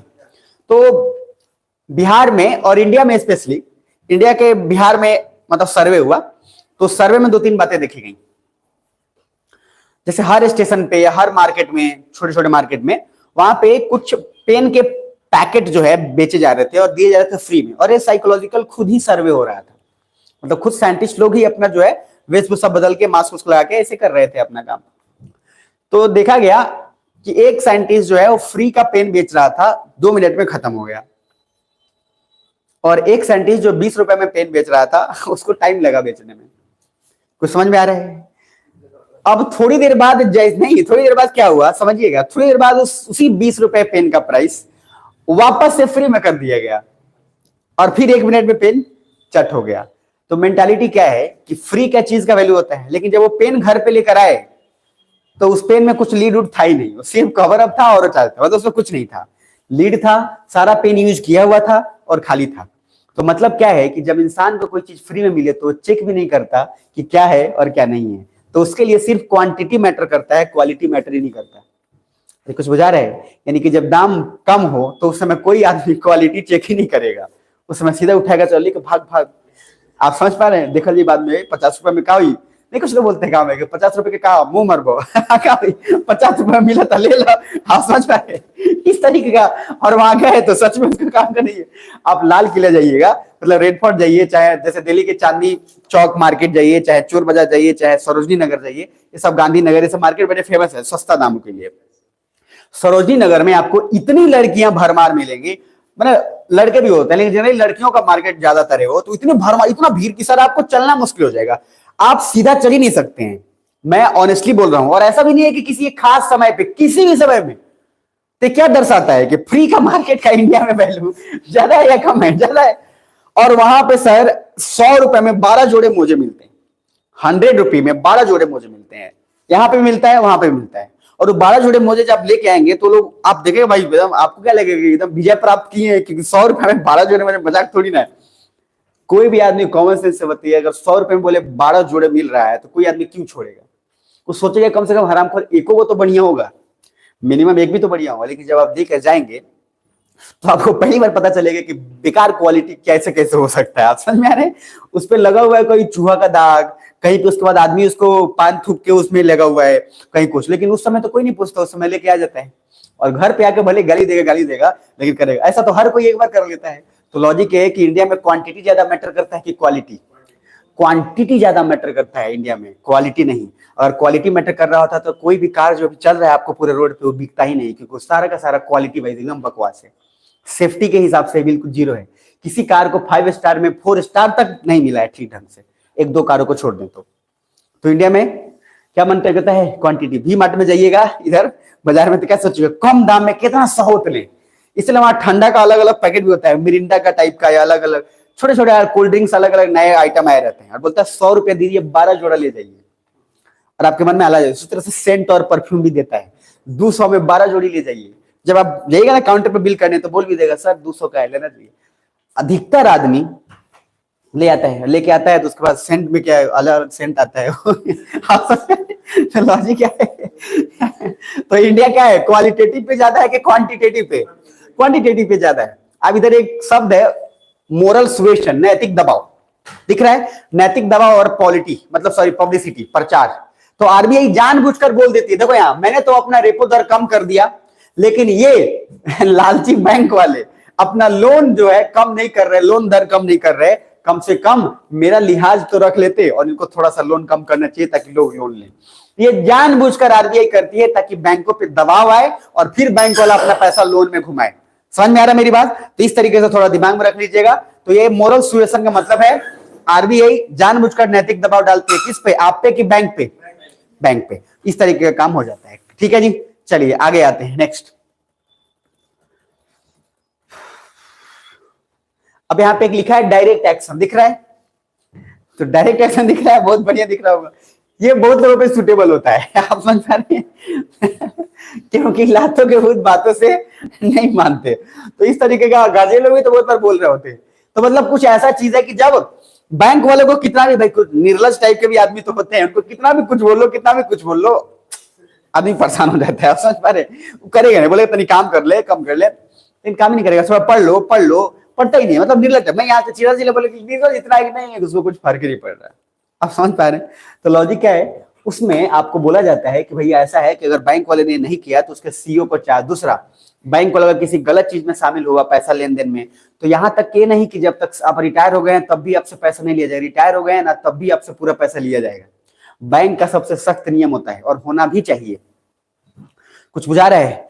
तो सर जैसे चार्ज लगा था एक्सिस बैंक के सीईओ पे, कभी आईसीआईसी बैंक के सीईओ पे, इन्होंने पैसा घोटाला खुद मिल के किया, तो उनका पैसा पूरा लिया गया, पूरा का पूरा रिटायरमेंट के बाद ही आपका घर बेच के, जमीन बेच के लिया जाएगा।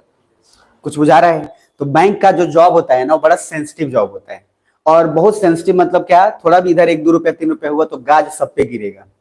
और इसलिए बैंक का मैनेजर को बीपी का टैबलेट हमेशा खाता रहता है वो, क्योंकि बैंक का मैनेजर पे सबसे ज्यादा लोड होता है। समझ में आ रहा है? इसलिए बैंक मैनेजर से साधुती मत करिएगा। आप समझ पा रहे? चाहे लड़का हो चाहे लड़की हो, पगला देगा आपको। सपने में भी यही सुनेगा, अकाउंट डेबिट इक्वल टू 3000, फिर अकाउंट क्रेडिट। मतलब मैं मजाक में जरूर बोल रहा हूँ, लेकिन हाँ प्रेशर तो हर जॉब में होता है, उसमें भी ज्यादा होता है। इसीलिए बैंक का टाइमिंग 4 बजे कस्टमर के लिए है, लेकिन कोई बैंक का मैनेजर आपको 4 बजे थोड़ी मिलेगा निकलते हुए। 4 बजे तो पहले करेगा, पहले गेट बंद कर, माथा दर्द पहले शांत कर, फिर वो टैबलेट खाएगा, ताला लगाएगा, उसके बाद फिर अब कैलकुलेशन शुरू होगा कि आज का कितना गया कितना नहीं गया, क्या हुआ क्या नहीं हुआ। और मैंने बोला था हर फ्राइडे को बैंक वाले को अपना देना पड़ता है विवरण कि कितना आया कितना गया, समझ में आ रहा है? तो थोड़ा ध्यान में रखिएगा। क्या सुन पा रहे हो? चलो इसको खत्म करना है। अब आते हैं थोड़ा देर आगे। अब यह मार्जिन रिक्वायरमेंट दिख रहा है, इसमें अक्षय कुमार दिख रहे होंगे। क्या लिखे हैं? जब घर में पड़ा हो सोना तो फिर काय करो ना। आप समझ पा रहे हैं? अरे कोई समझ में आ रहा है? तो ये आप देख कर समझ सकते हैं कि क्या है क्या नहीं है। तो इसका मतलब है loan to value. Loan to value मतलब क्या है कि सोना गिरवी रखिए और जो मनो ले ले, बात खत्म। इसलिए तो बोल रहे हैं जब घर में पड़ा हो सोना तो काय का रोना। और आपसे निवेदन है कि जब कभी पैसा वैसा ज्यादा है तो मतलब सोना ना चांदी उन्हें कम से कम खरीद के रखते रहिएगा, थोड़ा बहुत जितना है। तो पहले बोल दे रहा हूँ, क्योंकि पैसा जो है पढ़ाई जब करिएगा तो पैसा कुछ समय बाद आएगा और इतना ज्यादा आएगा कि आपसे संभलेगा नहीं। तो इसीलिए उस समय मेरा बात ध्यान रखिएगा। तो सोना ना खरीद के नहीं होगा तो 3-4 केजी पहन के लाद लीजिएगा, जैसे भी जो भी जैसे हो। कुछ लोग सोना ही पहन के चलते हैं और कुछ लोग, हाँ बपी लहरी तो खैर एक बहुत है, लेकिन बपी लहरी का भी बाप लोग है। लेकिन बपी लहरी पॉपुलर इसलिए हो गया क्योंकि सिंगर भी अच्छा था। बाकी बपी लहरी से ज्यादा सोना पहनने वाला बहुत लोग है इस दुनिया में, लेकिन बपी लहरी पॉपुलर हो गया, उसके पीछे उसका और टैलेंट भी था म्यूजिक वाला। खैर आते हैं। तो क्या लिखा है? So NBFC can't lend more than X% of the value of the collateral. यहाँ पर सीधा हिंदी भाषा में समझो, गिरवी रखी चीजों के मूल्य सामने बैंक या गैर बैंक संस्थान व्यक्ति को कितना कर्ज दे सकते हैं। रिजर्व बैंक उसके मानदंड में बदलाव द्वारा बाजार में चीज वस्तुओं की मांग को बढ़ा या घटा सकता है। इसलिए सोना का दाम ऊपर नीचे घटता बढ़ता रहता है। और अभी आप मुझे बताइए, शादी के सीजन आएगा तो शादी के सीजन में सोना का दाम बढ़ेगा कि घटेगा? कॉमन सेंस बताओ, बढ़ेगा घटेगा? बढ़ेगा, क्योंकि डिमांड बढ़ रहा है तो सर प्राइस तो बढ़ेगा ही बढ़ेगा। और डिमांड जब घटे, इसीलिए मैं बोला अगर आप चाहें और अच्छे आदमी हैं और अच्छे थोड़ा सा पेशेंस रहे तो आप हर चीज को उसके जितना दाम है उससे कम में खरीद सकते हैं। ठंडी में गर्मी का शॉपिंग करिए, गर्मी में ठंडी का शॉपिंग करिए, आप हमेशा मतलब मस्त रहेंगे, आपको कभी किसी चीज का बढ़ने नहीं होगा। जैसा अभी ठंड जा रहा है, अब आपके पास खूब ऑफर आएगा फिर से कि जैकेट ले लो मात्र मतलब 50% ऑफ पे, 60% ऑफ पे, ये फिर ले लो, ये अब आएगा। तो आप उस समय में ये चीज कर सकते हैं। कुछ बुझा रहे हैं? तो मतलब अगर आपके पास पैसा नहीं है फिर भी आप कम में चीजों को मैनेज कर सकते हैं, अगर आपको ठीक ठाक नॉलेज और अवेयरनेस हो तो।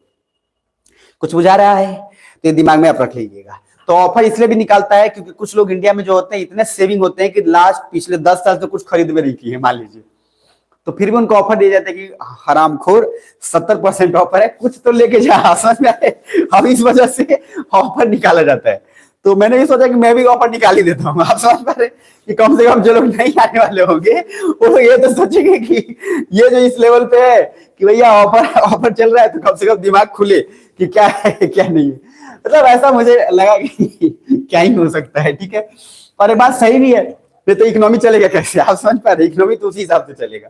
तो भैया गोल्ड लोन की बात की गई है और गोल्ड लोन में बोला गया है कि आरबीआई अपने हिसाब से मैनेज करेगी। देखो पहले गोल्ड का जो वैल्यू था तो 75% वैल्यू ऑफ गोल्ड और गोल्ड ज्वेलरी में पहले होता था।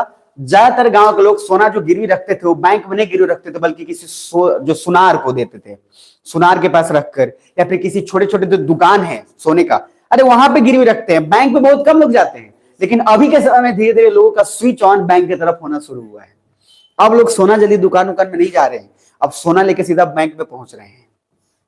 कुछ बुझा रहा है? मतलब उससे पैसा लेना है या लोन लेना है तो एग्जैक्टली तो इसलिए आरबीआई ने उस तरह से उसका ब्याज दर बढ़ाया घटाया कि कभी कभी ये इस वैल्यू को बैंक वाले, अब भाई बैंक ने बोला कि अभी के समय में सोना लेके जाओ और 90% छूट है अभी, मतलब इंटरेस्ट रेट में, और पैसा इतना ज्यादा मिलेगा। तो कोई भी आदमी कहाँ जाएगा? बैंक में।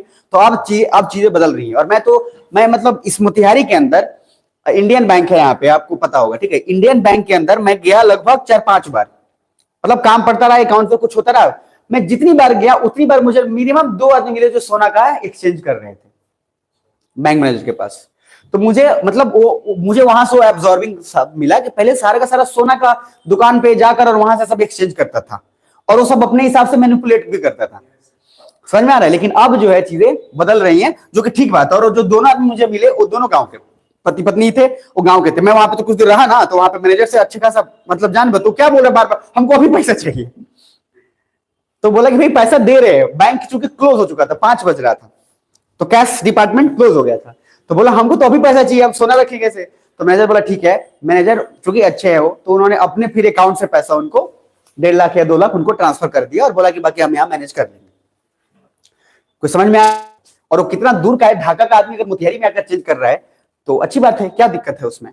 तो यहां से थोड़ा काम कर सकते हैं, बाकी इससे ज्यादा इसमें जाने की जरूरत नहीं है। जब घर में पढ़ाओ सोना तो काय करो ना समझ में आ रहा है, इसलिए रख लीजिएगा। चलिए बाकी आते हैं इसका क्रेडिट रेशनिंग, और उसके बाद ये मैं 1 मिनट दे रहा हूं, जब इसको थोड़ा पढ़ लीजिए।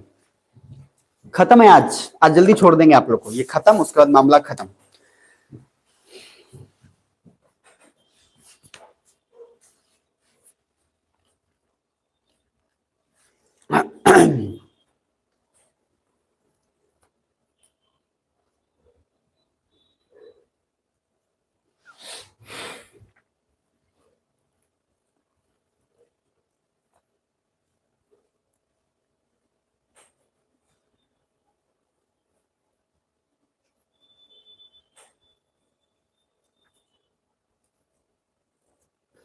ठीक है, कुछ समझ में आया?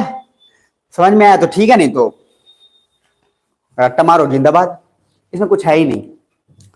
इसका मतलब देखो क्या है, ये लिखा है नेगेटिव और ये लिखा है पॉजिटिव।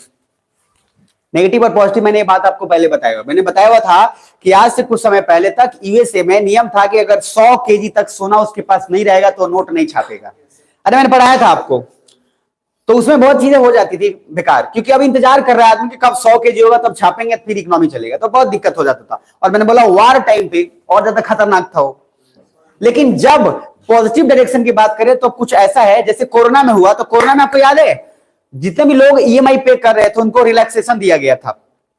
अगर आपको ध्यान में हो तो जितना भी आदमी ईएमआई का था, कर्जा था, उसको रिलैक्सेशन दिया था कि कोई बात नहीं, तुम 3 महीने तक कुछ मत देना, 3 महीने बाद से तुम दे देना, 3 महीना तुम्हारे लिए माफ। मतलब 3 महीने माफ क्या, 3 महीने तुमको टेंशन नहीं लेना है, 3 महीने बाद तुम जब अपना बिजनेस करोगे दे देना। याद है आप लोगों को? तो उसी को बोलते हैं पॉजिटिव डायरेक्शन में, मतलब कि हम अब इस तरीके से नहीं है कि नहीं इतना ही होगा अब तभी हम छापेंगे, अब है कि नहीं ऐसा हो गया तो करेंगे। क्लियर है? अब आते हैं नेक्स्ट, ये जो है ना प्रायोरिटी सेक्टर लैंडिंग, ये मैं बता चुका हूं आपको। बोलोगे कैसे? तो मैंने बोला था कि हर बैंक में नियम होता है कि आपने बैंक का कुछ हिस्सा सिर्फ किसान को ही देना है, कुछ हिस्सा सिर्फ गरीब महिलाओं को देनी है, कुछ हिस्सा सिर्फ इनको देना है। वही है प्रायोरिटी सेक्टर लैंडिंग। प्रायोरिटाइज कर लिया हमने कि इनको देना है, देना ही देना है। तो उसी तरीके से इसमें कुछ नियम है, और ध्यान से देखिएगा क्या लिखे हैं, क्या बोल रही है दादी माँ। देखिए, थोड़ा लोन हमको भी दिलवा दो गवर्नर साहिब, हम बहुत गरीब हैं, कुछ बुझा रहा है। तो इस तरीके का मामला जो है, फर्स्ट टाइम 1968 में आरबीआई ने एक शब्द यूज किया प्रायोरिटी सेक्टर, जिसमें बोला गया bank must give 40% of their loan to 3 sector. Bank को बोला गया जितना पैसा आपके पास है उसका 40% 3 लोगों को देना है। ये जरूर लिख लेना, मेंस में भी आता है। पहला एग्रीकल्चर से रिलेटेड, दूसरा छोटे छोटे जो उद्योग हैं उनको देना है, अगरबत्ती बनाने वाले या फिर टोकरी या फिर कुछ बनाने वाले। गांव में बहुत अगरबत्ती का बिजनेस धूमधाम से चलता है, या मिक्सचर का बिजनेस धूमधाम से चल जाता है। उड़ीसा के अंदर जाएंगे वहां पर सर हर गली गली में आपको लगभग आपको मिल जाएंगे मिक्सचर और अलग अलग बनाने वाले और उद्योग, उनको मिलना चाहिए। तीसरा एक्सपोर्टर्स बाई 1985, कुछ वैसे भी गांव के लोग हैं जो एक्सपोर्ट करते हैं अपना बना बनाकर, उनको इन 3 सेक्टर्स को मिलने चाहिए। यानी कि अगर बैंक में 100% लोन है तो 100 में से 40 3 लोगों को मिलना चाहिए, एग्रीकल्चर, दूसरा कौन स्मॉल इंडस्ट्रीज, और तीसरा एक्सपोर्टर जो है। तो समय के साथ साथ और भी क्षेत्रों को इसमें शामिल कर लिया गया, और 2015 में कुछ सुधार किए गए 2019 तक, जिसमें एक कमिटी का नाम याद रखना होगा आपको, वो है आरबीआई का UK Sinha committee MSME loan reform. और एमएसएमई आप सुने होंगे, ठीक है, मीडियम जो स्मॉल, हाँ मतलब माइक्रो स्मॉल मीडियम इंटरप्राइज, ठीक है। तो छोटे, फिर थोड़े से उससे बड़े, और फिर उससे हल्का सा बड़े, मतलब बहुत बड़े लेवल पे काम ही नहीं हो, उन लोगों को लोन देना है। उसमें कुछ रिफॉर्म बोला गया, और ये उसके नीचे कुछ बात लिखी गई। यहां देखो वीकर सेक्शन दिख रहा है, जैसे बोलो तो वीकर सेक्शन में SC ST women PH minority manual scavengers artisans, इन सब को पहले बोला जाता था कि 10% लोन देना है आपको, लेकिन अब उसको इंक्रीज करके कितना कर दिएगा 12%, कि उतना में से आपको 12% इन लोगों को देना है लोन। क्लियर है? दूसरा पीएम जनधन योजना, आपको अगर याद हो तो मैंने बोला था 10,000 तक मिलता है, उसी में किसी ने बोला ही था और जिक्र भी हुआ था कि पीएम जनधन योजना ओवरड्राफ्ट 10,000 तक मिलता है, कि आप 10,000 तक खर्चा कर लीजिए और फिर उसको चुका दीजिए बाद में। कुछ समझ में आ रहा है? और ये पीएम जनधन योजना जिनका अकाउंट होगा उनको अच्छे से पता होगा, नहीं होगा तो खुलवा लीजिएगा। पता नहीं खुल रहा है कि नहीं खुल रहा है, मुझे नहीं पता, अब तो बंद ही हो गया होगा, फिर भी देख लीजिएगा अपना, ठीक है। बाकी है तो मौज लीजिए, 10,000 तक एकदम मौज लीजिए, और उसमें आपको ब्याज ज्यादा देना भी नहीं पड़ता है, समझ में आ रहा है, बहुत कम ब्याज होता है, जो कि अच्छा चीज है, होना भी चाहिए। दूसरा, अब आते हैं गवर्नमेंट का national rural urban livelihood mission scheme. तो इसमें से बोला गया कि सर पहले भी इनको कुछ नहीं दिया जा रहा था, आज भी कुछ उनको नहीं दिया जा रहा है, लेकिन इसका अलग अलग बांट दिया गया। जैसे इसके अंदर एग्रीकल्चर डिपार्टमेंट को 10% दिया जा रहा था लोन, लेकिन घटा के 8% किया गया, और उसके पीछे कुछ कारण है। ये सुधार होते रहेगा, बस आपको मैं एक तरीका बता रहा हूं, पूरा नहीं बताऊंगा। दूसरा है एग्रीकल्चर में कुछ छोटे किसान मार्जिनल फार्मर को 8% से बढ़ाकर कितना कर दिया गया, 10%। फिर उसके बाद माइक्रो एंटरप्राइजेस का इतना था उतना ही रखा गया। फिर उसके बाद इसमें कुछ कैटेगरी ऐसे थे, इनको यहां था उसमें से घटा दिया गया। तो लॉजिक कहने का क्या है, 40% लोन बैंक वाले को कुछ लोगों को देना है जिसको बोला गया है, उसी को बोलते हैं प्रायोरिटी सेक्टर लैंडिंग। क्लियर है? और बैंक वाला अगर ये 40% लोन मान लो उनको दे रहा है, उनके जगह पे किसी और को दे दो, उनको ना देकर, तो जब चाहे तब आरबीआई उस पर कार्रवाई कर सकती है और उसका जो भी कुछ करना चाहे वो अपने हिसाब से कर लेगी।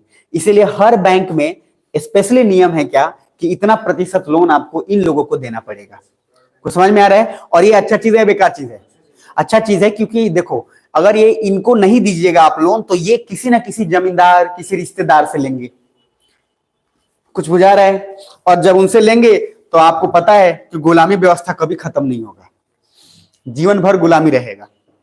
दादा भी गुलाम, बाप भी गुलाम, बेटा भी गुलाम, फिर उसका बेटा गुलाम। ये क्यों? क्योंकि उसने इस तरीके से काम किया है। कुछ समझ में आ रहा है? तो हमने ये पूछा था ये, और बहुत अच्छा तरीका था बैंक के हिसाब से आपको जवाब देने का कि गुलामी से निकलने का एक अच्छा तरीका ये भी है कि उन सारे लोगों को लोन दे दो। समझ में आ रहा है? जिससे कि वो अपना काम खुद कर ले और किसी से इंटरेक्शन ही ना हो। और आदमी से आजकल कर्जा लेना ज्यादा आसान है कि बैंक से कर्जा लेना आसान है? और मतलब बेनिफिशियल भी तो है। जिस आदमी से आप कर्जा लिए हैं, भले उसको आप ब्याज चुकाइएगा, फिर भी उससे जब जब मिलिएगा तब तब आपको टेंशन रहेगा। भले ही आप उसको ब्याज दे रहे हैं भाई, ऐसा नहीं कि नहीं दे रहे हैं, लेकिन आप उससे मिलने से बचिएगा।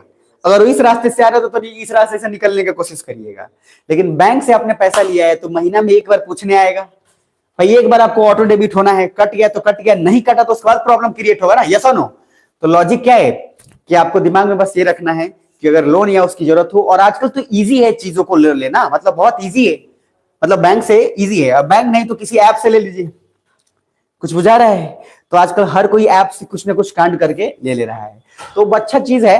और मुझे बताइए उस ऐप से क्यों ले रहा है? क्योंकि गवर्नमेंट अगर अलाउ नहीं करती तो मिल पाता क्या? नहीं। अरे वो गवर्नमेंट ने अलाउ किया है कि कुछ ऐप इधर नॉन बैंकिंग फाइनेंशियल कंपनी को बोल दिया कि इनको दो, और ये लोग फिर उनको पहुंचाएंगे। समझ में आ रहा है? क्योंकि एसबीआई का स्टाफ गांव में नहीं जाएगा, लेकिन नॉन बैंकिंग का चला जाएगा, जीवन बीमा योजना वाला चल जाएगा, छोटे छोटे बंधन बैंक वाले चल जाएगा, यूजीवन वाला चल जाएगा, ये सब चल जाएगा, और बाकी और छोटे छोटे क्रेडिट भी, और पता नहीं और कौन कौन से जितने से भी ऐप है, रिंग फिंग पता नहीं क्या क्या। ठीक है जी? तो प्रायोरिटी सेक्टर लैंडिंग क्लियर है जी? जोर से बोलो ना। तो सर 2019 या 20 के आसपास फिर इसमें चेंज किया गया। हर साल चेंज होता है और हर साल इस पे क्वेश्चन आता है। अभी भी कितना देना है? 40% की ज्यादा? 40%। मतलब पहले भी 40% बैंक का दिया जाता था, अभी भी। कौन कौन बैंक? देखो, इंडियन शेड्यूल्ड कॉमर्शियल बैंक और foreign bank in India with 20 और मोर ब्रांचेज। फॉरेन बैंक पे भी ये नियम है, प्राइवेट चाहे सरकारी जो भी हो, उन पे भी नियम है, जिसका 20 से ज्यादा ब्रांच हो उनको भी इतना देना है पैसा। कुछ समझ में आ रहा है? दूसरा, foreign bank in India with less than 20 branches 40%, उसको भी रीजनल रूरल बैंक, क्षेत्रीय ग्रामीण बैंक 75%। तो इनको उन्हीं लोग को लोन देना था, आज भी देना है, जितना भी ग्रामीण बैंक छोटे छोटे हैं ये सब। आगे स्मॉल फाइनेंस बैंक, अरे बहुत सारे स्मॉल फाइनेंस बैंक भी तो है, इन लोगों को भी 75% देना है। दूसरा, urban cooperative bank, cooperative bank भी होते हैं गांव गांव एरिया में, तो कोऑपरेटिव बैंक का पहले 40% था, उसको भी 75% लोन देना है उन लोगों को जिनके बारे में जिक्र किया गया है। उसके बाद आरसीबी, रूरल कोऑपरेटिव बैंक, समझ में आया? इन लोग को भी देना है, लेकिन इसमें एक चीज है, नॉट अवेलेबल, क्योंकि ये जो यहां तक जितना मिल जा रहा है ना, वो ऑटोमेटिक उसमें सारा कुछ कवर अप हो जा रहा है।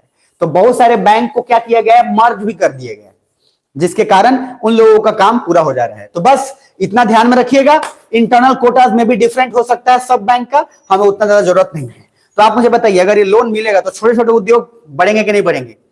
और सर इंडिया का मैंने पहले ही बताया था, जितने भी रूरल लोग बाहर से आए वो छोटे छोटे उद्योग ही खत्म कर दिया, अंग्रेज स्पेशली वो छोटे छोटे उद्योग सारा खत्म कर दिया, इसके कारण और बेरोजगार हो गए सब, और ज्यादा बहुत। भाई हाथ की कारीगरी जितनी पहले होती थी, कोई डगड़ा इतना ढंग का बना लेता था, कोई टोकरी बना लेता था, कोई जो लोहार है वो अलग लेवल पे काम कर लेता था, वो लोहार वर्ग को सब मारा कौन? अंग्रेजी तो मारा, क्योंकि अंग्रेज अगर नहीं मारे रहता ना तो बिजनेस हमारा और धूमधाम से चल जाता।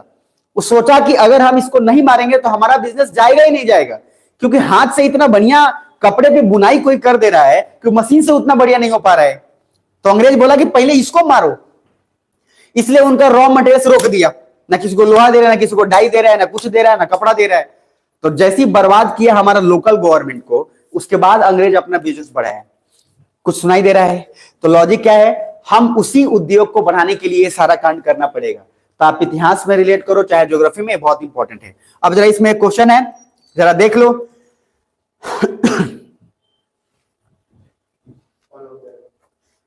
प्रायोरिटी सेक्टर लैंडिंग लिखा हुआ है ना, किसको किसको देगा? तो एग्रीकल्चर, माइक्रो, वीकर सेक्शन सब हो जाएगा। तो ऑल ऑफ दी अबव, बात खत्म। नीचे आइए। अब भैया देखो, उसमें भी कुछ ना कुछ तो ऊपर नीचे होता ही रहता है, हर कोई दे पाए।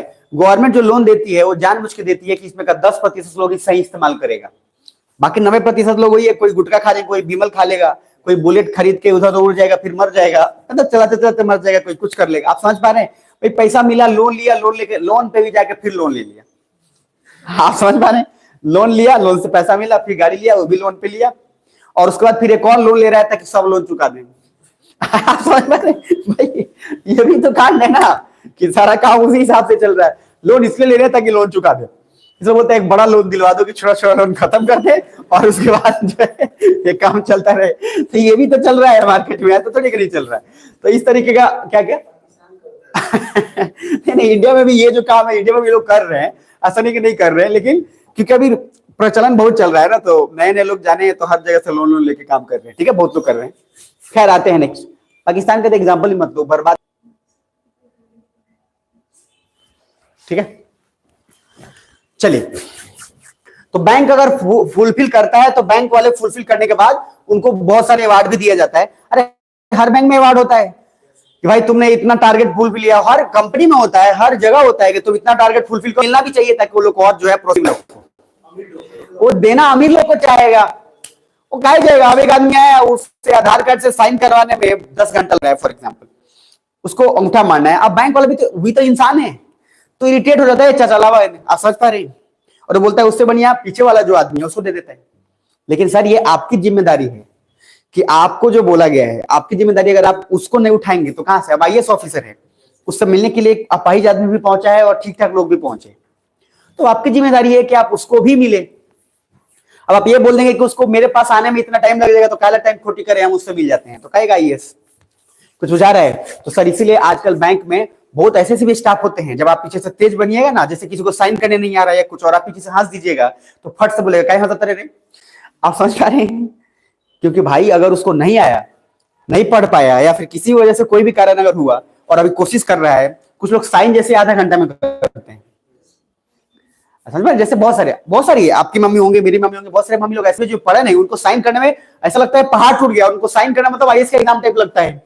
जैसे बोलेगा तरी साइन कर, बोला तुझे करना दे हमारा जगह पर। आप समझ पा रहे हैं? तो इस तरीके का कांड हो सकता है, लेकिन उसमें जिम्मेदार सिर्फ एक आदमी नहीं है, जिम्मेदार वहां की सोसाइटी है, वहां का फैक्टर है, हम और आप हैं कि हम पढ़ते हुए भी हमारी मम्मी को नहीं सिखा पाए। फॉर एग्जाम्पल, अगर आप पढ़ लिख लिए तो कभी तो आपने भी नहीं सोचा कि हम साइन करना सिखा दें इनको, तो जिम्मेदार आप भी हैं। तो हंस आप एग्जैक्टली अपने आप ही पे रहे, किसी और पे नहीं हंस रहे हैं। तो आपकी जिम्मेदारी है, ये ध्यान रखिएगा, छोटी छोटी चीजें बड़ा मैटर करती है। तो बैंक के तो गाइडलाइंस हुई तो 40%, इसीलिए तो RBI ने बोला कि भैया इतना लोन देना ही दे रहे हैं तुमको, नहीं दोगे तो समझ लेना उसके बाद। नहीं तो अगर वो गाइडलाइंस नहीं होता ना, तो बैंक वाला देता ही नहीं कभी गरीब को लोन। अमीर लोग को सब कुछ पता है, खटाखट अकाउंट में पैसा भेज दिया, डॉक्यूमेंट मंगा लिया, स्कैन, क्या दिक्कत उनको? कोई दिक्कत नहीं है देने में। लेकिन गरीब आदमी को तो पता भी कभी कभी नहीं चलता है, सर्टिफिकेट मांगा है तो आधार कार्ड लेके चल जाता है। भाई ये भी तो प्रॉब्लम है, मांगा के सर्टिफिकेट लाओ, पैन कार्ड लाओ, वो लेके जाके पूछ रहा है बका कौन राशन कार्ड लेके पहुंच गया। तो भाई ये भी तो समस्या है, और उनको उससे भी डील करना पड़ता है। और इस वजह से मैं प्रमोट तो नहीं करना चाहूंगा, लेकिन जो अच्छी चीजों करना चाहिए, जो इंडियन बैंक है वहां के स्टाफ इतने कैसे बर्दाश्त कर लेते हैं, मैं आज भी मतलब सकते हूं। मैं एक बार और इस बात पर चर्चा किया था, जो इंडियन बैंक है राजा बाजार में, मतलब थैंक गॉड वो जो मैनेजर है वो केरला के समथिंग है वो, और उनसे मतलब वो कैसे बर्दाश्त कर लेते हैं। मैं तो कुछ देर बाद इरिटेट हो जाऊंगा शायद, लेकिन वो इरिटेट नहीं होते हैं। ऐसे ऐसे लोग आते हैं भाई, जो सिर्फ ये पूछना है कि साहब सर जी हमारे अकाउंट में देखना नहीं कि पैसा कितना बैंक मैनेजर को बोल रहा है। आप समझ पा रहे हैं? अब इस लेवल के लोग को हैंडल करना अपने आप में आसान बात नहीं होता है। तो मैं एग्जैक्टली तो मैं उनको मतलब सलाम करता हूँ हमेशा, और मैं जब भी जाता हूँ उन दोनों को बोल के आता हूँ, सर को और जो स्टाफ है, कि मतलब धन्य है आप लोग, और ऐसा ही आप ही लोगों की वजह से सच में चल रहा है, नहीं तो बहुत सारा कुछ बर्बाद हो जाता है। तो खैर आते हैं नेक्स्ट, ये जो आपको दिख रहा है उसी प्रायोरिटी सेक्टर लैंडिंग का ही बात किया गया है। देखो इधर इसमें क्या लिखा गया है, दो चीज, 40% of the loan must go to farmer, weaker section in priority sector lending, clear है। लेकिन एक और बात है इसमें, ये अगर else banker required to deposit shortfall money in various fund as per RBI order. RBI देखो क्या दिमाग लगाया है, अगर तुम 40% नहीं दे रहे हो इन लोगों को लोन, तो तुम जो 40% पैसा है उस पैसे को तुम यहां पे रखो, मुद्रा योजना में देना है, ठीक है, आपको आरआईडीएफ नाबार्ड वाले को देना है, आपको यूआईडीएफ एनएचबी जो नेशनल हेल्थ मिशन और छोटे छोटे उसमें आपको देना है, यानी कि पैसा 40% वहां तक पहुंचाना ही पहुंचाना है, और इन सबका फुल फॉर्म पूछता है। तो चाहे नेशनल हाउसिंग बैंक हो, चाहे मुद्रा लोन हो, इन सब में हमने नियम लगा के कर दिया है। बस इतना दिमाग में रखिएगा कि आरबीआई ने गाइडलाइन जारी किया है कि इतना प्रतिशत लोन उनको मिलना चाहिए, बात खत्म। अब एक सर्टिफिकेट भी है, दिख रहा है, नीचे पढ़ना, पढ़ रहे हो, देखो क्या लिख रहा है कि भाई रैंचो, हमने अपना असाइनमेंट नहीं किया, तू अपना एक्स्ट्रा वाला असाइनमेंट हमसे बेच दे। समझ में आ रहा है, इसका मतलब सर्टिफिकेट वाला है। क्या है, in this arrangement the over reaching bank can sell their excess PSL in the form of certificate to under achieving bank. मतलब अगर मान लो टारगेट दिया गया सबको देने के लिए कि 40% लोन देना है, लेकिन एसबीआई ने मान लो नहीं दे पाया, तो एक बैंक जिसके पास ज्यादा लोग है देने के, भाई ये भी तो जरूरी है कि उस एरिया में कितना पॉपुलेशन है। मान लो आपने बैंक ऐसे खोला जहां पे मात्र मान लीजिए 2000, 5000, 10,000 लोग रहते हैं, तो वहां पे फिर उसमें से 40% अगर दीजिएगा, उसके बावजूद भी अब हम जबरदस्ती तो नहीं दे देंगे ना, चल चल चल तुमको लोन दे देते हैं। कितने लोग इंटरेस्टेड हैं, जैसे पहाड़ी एरिया में आप उत्तराखंड और हिमाचल प्रदेश में जाएंगे, वहां लोग को लोन से दूर भागेगा, वहां घास फूस खा लेगा लेकिन लोन नहीं लेगा। तो लॉजिक है कि एरिया पे भी बहुत सारा फैक्टर डिपेंड करता है। इसमें वही बोला गया है कि जो बैंक अगर अचीव नहीं कर पाया उसको हम लोग इसको दे देते हैं कि तुम भी अपना रख ले और एक सर्टिफिकेट, क्योंकि हर बैंक को सर्टिफिकेट जमा करना होता है। अब यहाँ क्वेश्चन देखो, विच of the following is an instrument of selective credit control, पीछे बताया था सेलेक्टिव क्रेडिट कंट्रोल, पढ़ोगे तो आ जाएगा। An increase in the bank rate generally indicates that, bank rate वाला जो चीज है सिंपली मतलब इसको एक बार और मैं बता दूंगा आपको क्योंकि आगे आएगा डिटेल में। एक क्वेश्चन अभी आप बना सकते हैं, वो है ये वाला 2022 का प्रीलिम्स का ये क्वेश्चन, जल्दी बनाओ।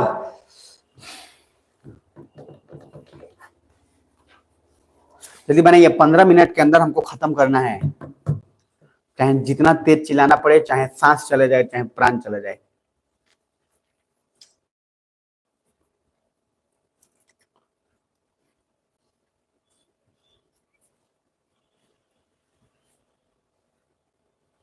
चलो क्वेश्चन पे सोच लेना अपना, हम बढ़ते हैं आगे। क्वेश्चन बनना चाहिए, मतलब देख के आपको आइडिया, आप कम से कम दिमाग में चल जाना चाहिए कि क्या होगा क्या नहीं होगा, और उसको अपने हिसाब से आप यूज करोगे, बात खत्म, ठीक है जी। बाकी उसका जो क्वेश्चन पूछा हूं उसका आंसर एक्चुअली नीचे ये बनाया हुआ है, समझ में आ रहा है, उसी क्वेश्चन का आंसर है ये कि टू फाइट इन्फ्लेशन क्या करना है, सीआरआर बढ़ेगा, एसएलआर बढ़ेगा, रेपो रेट बढ़ेगा। उसके बाद है open market operation, G-sec, RBI क्या करेगा, सेल करेगा, आरबीआई सेल करेगा, पैसा ले लेगा ठग से, तो वही तो क्वेश्चन है ऊपर में। बाकी उसके बाद और भी सारी चीजें हैं जो आपको, इसमें से कोई ऐसा चीज है जो बताया नहीं गया है, सारा कुछ आपके लिए क्लियर है। आप जीवन का आनंद लीजिए, लोन इंटरेस्ट परसेंट फंडेबल कैसे होगा नहीं होगा ये सब आप जान लीजिए, ठीक है जी। अब आते हैं हमारा लास्ट टॉपिक 86 पेज नंबर का ये टेबल। यही टेबल सबसे खतरनाक है और सबसे काम का है। अब जरा इस टेबल को देख लो अच्छे से, इस टेबल को रट लेना है, ये टेबल आपको काम देगा, हम पहले ही बोल देते हैं। पेज नंबर 86 का टेबल आपको काम देगा, इसलिए जो मैं पढ़ाया हूं उन सारे का विवरण यहां पे है 86 में, इसलिए एक बार अपने कॉपी में इसको जरूर अपने हाथों से बना लेना प्रभु, बहुत फायदे में रहोगे। एक एक चीज इसमें है, एक एक चीज शुरुआत से देखते जाओ क्या क्या है। सीआरआर, एसएलआर है, एमएसएफ, बैंक रेट सब दिख रहा है, रिवर्स रेपो बता दिया गया है कि क्या होगा अगर इन्फ्लेशन से कंट्रोल करना है तो सीआरआर को क्या करना है, बढ़ाना है कि घटाना है, बढ़ाना है। उसी तरीके से बैंक रेट बढ़ाना है, एमएसएफ बढ़ाना है, रेपो रेट बढ़ाना है, समझ में आ रहा है। उसी तरह से सिमिलरली रिवर्स रेपो रेट घटेगा, एसडीएफ घटेगा, उसी तरीके से open market operation, more of suasion, direct action सारे शब्दों का जिक्र यहां पे आकर कनेक्ट हो गया है, dot to dot, A to Z. तो जब भी कोई क्वेश्चन पूछे इस टेबल पे आओगे ना, एक एक चीज कंट्रोल हो जाएगा, एक एक चीज। यहां देखो क्या लिखा है, सिलेक्टिव क्रेडिट कंट्रोल लिखा है। अभी जस्ट एक क्वेश्चन था 2013 का सिलेक्टिव कंट्रोल पे। उसके बाद आपका है प्रायोरिटी सेक्टर लैंडिंग, उसमें क्या बढ़ाओगे क्या घटाओगे सारा कुछ यहाँ पे लिखा हुआ है। क्लियर है जी? लोन टू वैल्यू हो चाहे मोरल सुएसन हो, बता चुका हूं, नैतिक दबाव चाहे आपका डायरेक्ट एक्शन, ये सब कुछ आपको बताया जा चुका है। आप इस टेबल को मैं फिर बोल दे रहा हूं, एकदम पूरी तरीके से रट लीजिएगा इसको। और रटने का तरीके से अच्छा है, जो कनेक्शन बनाए हो ना, वो एक बार कनेक्शन बन गया तो हो गया। सीआरआर से कनेक्शन बनाना है, और मैंने बोला था उसके बिना आप मतलब बर्बाद हो जाओगे। तो सीआरआर से स्टार्ट करो और सीधा का सीधा आप क्या है, repo rate, reverse repo rate सारा एक बार में कनेक्ट कर लोगे। तो ये पूरी जिम्मेदारी आपकी है प्रभु। मैं अगर ईमानदारी से बोलूं तो आपको ये अगर नहीं किया तो आप मतलब समझिए कि इकोनॉमिक्स के बहुत सारे क्वेश्चन में हार जाएंगे। और इकोनॉमिक्स से सबसे ज्यादा क्वेश्चन पूछा जाता है प्रीलिम्स में, मैं पहले बता देता हूँ। यूपीएससी की बात कर रहा हूँ, ध्यान रखिएगा। अब बाकी आगे आते हैं, ये जितने भी छोटे छोटे टर्म्स हैं ये सब आपको पता होना चाहिए, पढ़ लीजिएगा, समझ में आ जाएगा। अब हमारे काम का कम है, अब ये काम का है, क्योंकि यहां से भी कभी कोई पूछ देता है। दिख रहा है आपको? बोलिए जल्दी से। देखिए क्या बोल रहे हैं, जाने क्या होगा रामा रे, सोचना है क्या जो होना है होगा, चल पड़े हैं फिक्र यार होगा ना। सुने ये गाना बड़ा पॉपुलर हुआ था जिस समय आया था, उस समय कांटे फिल्म का गाना है ये। कांटे, कांटे में बहुत सारे हीरो हैं उसमें, तो उसमें सब जो है सिगरेट पीते हुए निकलते हैं और गाना गाते हैं, सोचना क्या जो भी होगा मतलब देखा जाएगा ऐसा करके, और एकदम फिक्र पड़े हैं धुओं में उड़ा के मतलब जाने क्या होगा रामा रे। तो इस तरीके का कांड ये लोग निकले हैं, क्यों? क्योंकि उसमें वैसा चित्र है। तो हमारे लिए जाने क्या होगा रामा रे नहीं, हमको जानना ही पड़ेगा कि क्या होगा रामा रे। आप समझ पा रहे हैं? नहीं तो मामला हो जाएगा फिर हमारा, एग्जाम वाला फिर हमको बोलेगा तेरा क्या होगा रामा रे। आरबीआई देख लीजिए कि इसमें कितने मेंबर है, क्योंकि यूपीएससी में भी क्वेश्चन पूछ लेता है, बाकी छोटे छोटे एग्जाम्स में पूछता है। आरबीआई का भी एग्जाम होता है, पता है ना आप लोगों को? अरे आरबीआई के भी अलग से एग्जाम बहुत सारे होते हैं, जैसे बैंक वाले के एग्जाम होता है उस तरह से आरबीआई के इसके लिए होता है, और वो भी ठीक ठाक लेवल पर। जैसे सीजीएल एग्जाम होता है एसएससी का, उसके तहत भी बहुत सारा अलग अलग डिपार्टमेंट है, तो कंबाइंड बहुत सारी चीज को किया गया है। देखिए इधर आरबीआई के साइड 3 मेंबर दिख रहा है और गवर्नमेंट के साइड कितना मेंबर दिख रहा है? 3। इस कमिटी के अंदर आरबीआई गवर्नर होते हैं जो as ex officio chairman. Ex officio शब्द का मतलब मैं बताया हुआ हूं बहुत दफा, फिर भी एक बार और दफा बता देता हूं। एक्स ऑफिसियो का सिंपल मीनिंग होता है क्योंकि आप डीएम हैं इसलिए आपको आपदा प्रबंधन का भी लोड दे दिया गया। ये पॉलिटी में भी पढ़ाया था मैंने। तो एक्स ऑफिसियो इसीलिए। Deputy governor, DI, deputy governor responsible for monetary policy. इसमें माइकल पात्रा थे, लेकिन फिर उसके बाद अर्लियर कोई और था, वो नाम रटने की जरूरत नहीं। One person nominated by the RBI central board, Mridul Sagar executive director. तो एक पर्सन जो होगा वो आरबीआई सेंट्रल बोर्ड के द्वारा चुना जाता है। मतलब इधर बताइए, इधर भी 3 मेंबर, उधर भी कितने मेंबर? 3। उस 3 मेंबर में है डॉक्टर ए अभी शशांक भिड़े फ्रॉम नेशनल काउंसिल, वो है doctor Asima Goyal, Indira Gandhi institute of development research Mumbai, और डॉक्टर जयनाथ आर वर्मा, ये नाम याद रखना है, आईआईएम अहमदाबाद से वो भी है। और इनका टेनियर कभी कभी पूछ लेता है कितने साल के लिए होते हैं। शक्तिकांत दास मान लीजिए 3 साल के बाद चले जाएंगे, लेकिन उसमें ये भी डिपेंड करता है कि आरबीआई गवर्नर को अगर वापस से एक्सटेंशन करके बनाना चाहे तो बना सकता है। तो शक्तिकांत दास एक्सटेंशन के बाद बने हैं, तो शक्तिकांत दास जो है अब governor expires unless he is reappointed. Shaktikanta Das is reappointed till दिसंबर 2024। तो दिसंबर 2024 तक शक्ति चाचा रहेंगे। समझ में आ रहा है? शक्ति अंकल 2024 के पहले नहीं जाने वाले हैं, कुछ हो जा रहे हैं तो रीअपॉइंटमेंट हो जाता है। अदरवाइज 3 साल का ही कार्यकाल होता है। अगर 3 साल के बाद उनको रीअपॉइंट नहीं किया गया तो मामला 3 साल में कुर्सी खाली करना पड़ेगा। क्लियर है? इधर गवर्नमेंट साइड के जो मेंबर अपॉइंट होते हैं इनका 4 साल होता है, और यहाँ पे कोई रीअपॉइंटमेंट का कोई नहीं है स्कीम। यानी कि आरबीआई में कोई आदमी वापस से नियुक्त हो सकता है, लेकिन गवर्नमेंट से थ्रू जो गया है उसको वापस से नहीं नियुक्त होगा। क्लियर है? यहाँ पे RBI governor and deputy governor are selected by financial, ये जरूर लिख लीजिएगा, ये पूछता है ये कि आरबीआई गवर्नर और डिप्टी गवर्नर जो है इस कमिटी के द्वारा होता है, ये headed by cabinet secretary IAS. ये कमिटी चुनती है एफएसआरएएससी, और ये लोग जो चुने जाते हैं they are selected by search cum selection committee headed by cabinet secretary. इसमें उनके परफॉर्मेंस के हिसाब से होता है। तो आप ये पॉइंट 3rd वाला लिख लीजिएगा, बाकी उसके बाद काम का नहीं है। अब इसमें कुछ और काम का है। देखो जब भी कभी अगर गवर्नर मीटिंग बैठाता है तो उसमें मिनिमम 4 लोग की संख्या होनी चाहिए, 4 लोग जरूर आए होने चाहिए, ऐसा नहीं कि 4 लोग नहीं आए हुए हैं। दूसरा, legally required to hold minimum of 4 meeting नहीं है, साल में 4 बार मीटिंग अवश्य होना ही चाहिए। चाहे किसी भी सूरत में हो। समझ में आ रहा है? तीसरा, अगर हम प्रैक्टिस की बात करें तो they meet every 2 month to decide bimonthly monetary policy. लेकिन कोरोना का समय आपको पता है कि थोड़ा सा चीजें जो है टफ हो गया था मिलना, तो इस तरीके का काम आपको दिमाग में रख लेना है। बाकी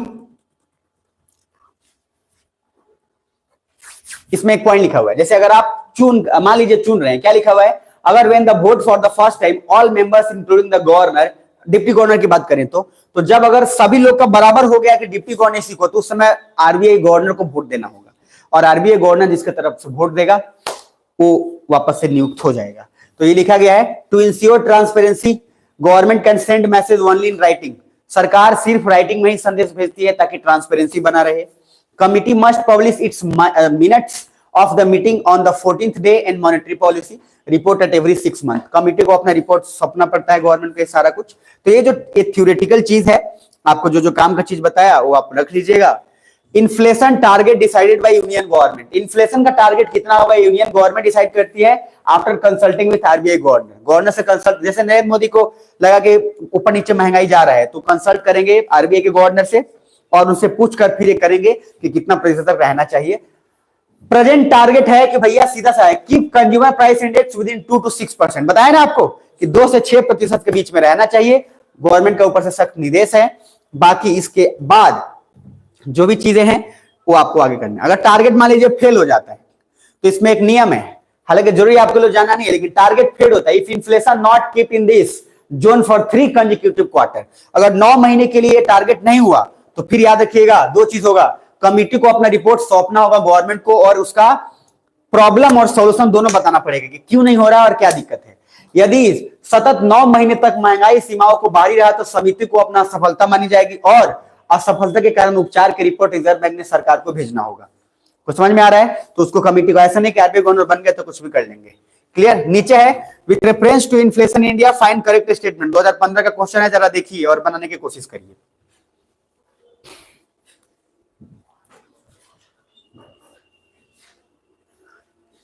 ठीक है, चलिए मैं आप पे छोड़ता हूं, आप बना लीजिएगा।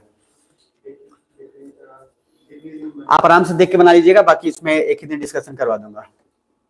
अब यहाँ पे review of by monthly monetary policy, इसका हमको जरूरी नहीं है कि हम जाकर देखते रहे कि बाई मंथली क्या हुआ है क्या नहीं हुआ। अगर उसमें एक शब्द है जो आपको बस आता रहता है कभी, वो शब्द यही है कैलिब्रेटेड टाइटनिंग। दिख रहा है कैलिब्रेटेड टाइटनिंग? टाइटनिंग मतलब होता है जब इकोनॉमी को सख्त रूप से किया जाए। देखो इधर, after every meeting RBI MPC will announce it's stand, what will they do, repo rate in the next meeting. वो लोग हमेशा डिसाइड करते हैं कि रेपो रेट पे क्या किया जाए क्या नहीं किया जाए, ताकि चीजें जो है ठीक रहे।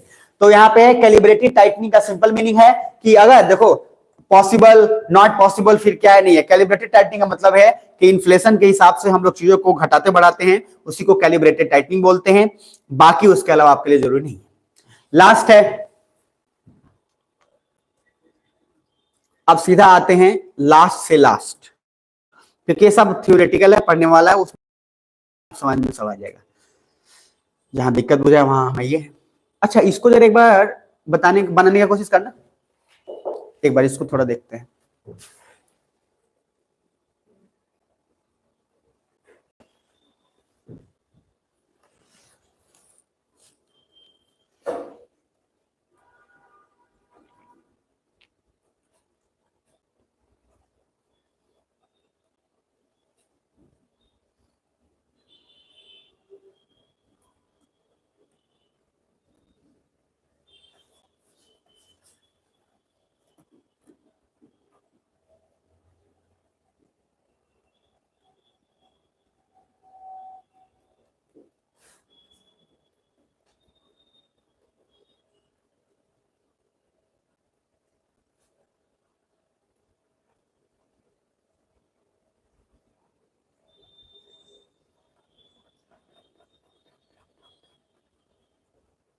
चलो आज इतना ही रखते हैं, बाकी कल कंटिन्यू करेंगे। ठीक है, इसमें 1-2 टर्म और है, कल उसको कंप्लीट कर लेंगे। कोई हड़बड़ाहट नहीं है, ठीक ठाक लेवल पे जा रहे हैं हम लोग। आपसे एक निवेदन है, पेज नंबर लिख लीजिए, उतना पढ़ लीजिएगा जितना बता रहा हूँ। लिखिए, पेज नंबर जो लिख रहा हूँ पीडीएफ नंबर नहीं है, पेज नंबर है। ठीक है ना? तो पेज नंबर लिखिए, 73 से लेकर 102 तक पढ़ लेना है।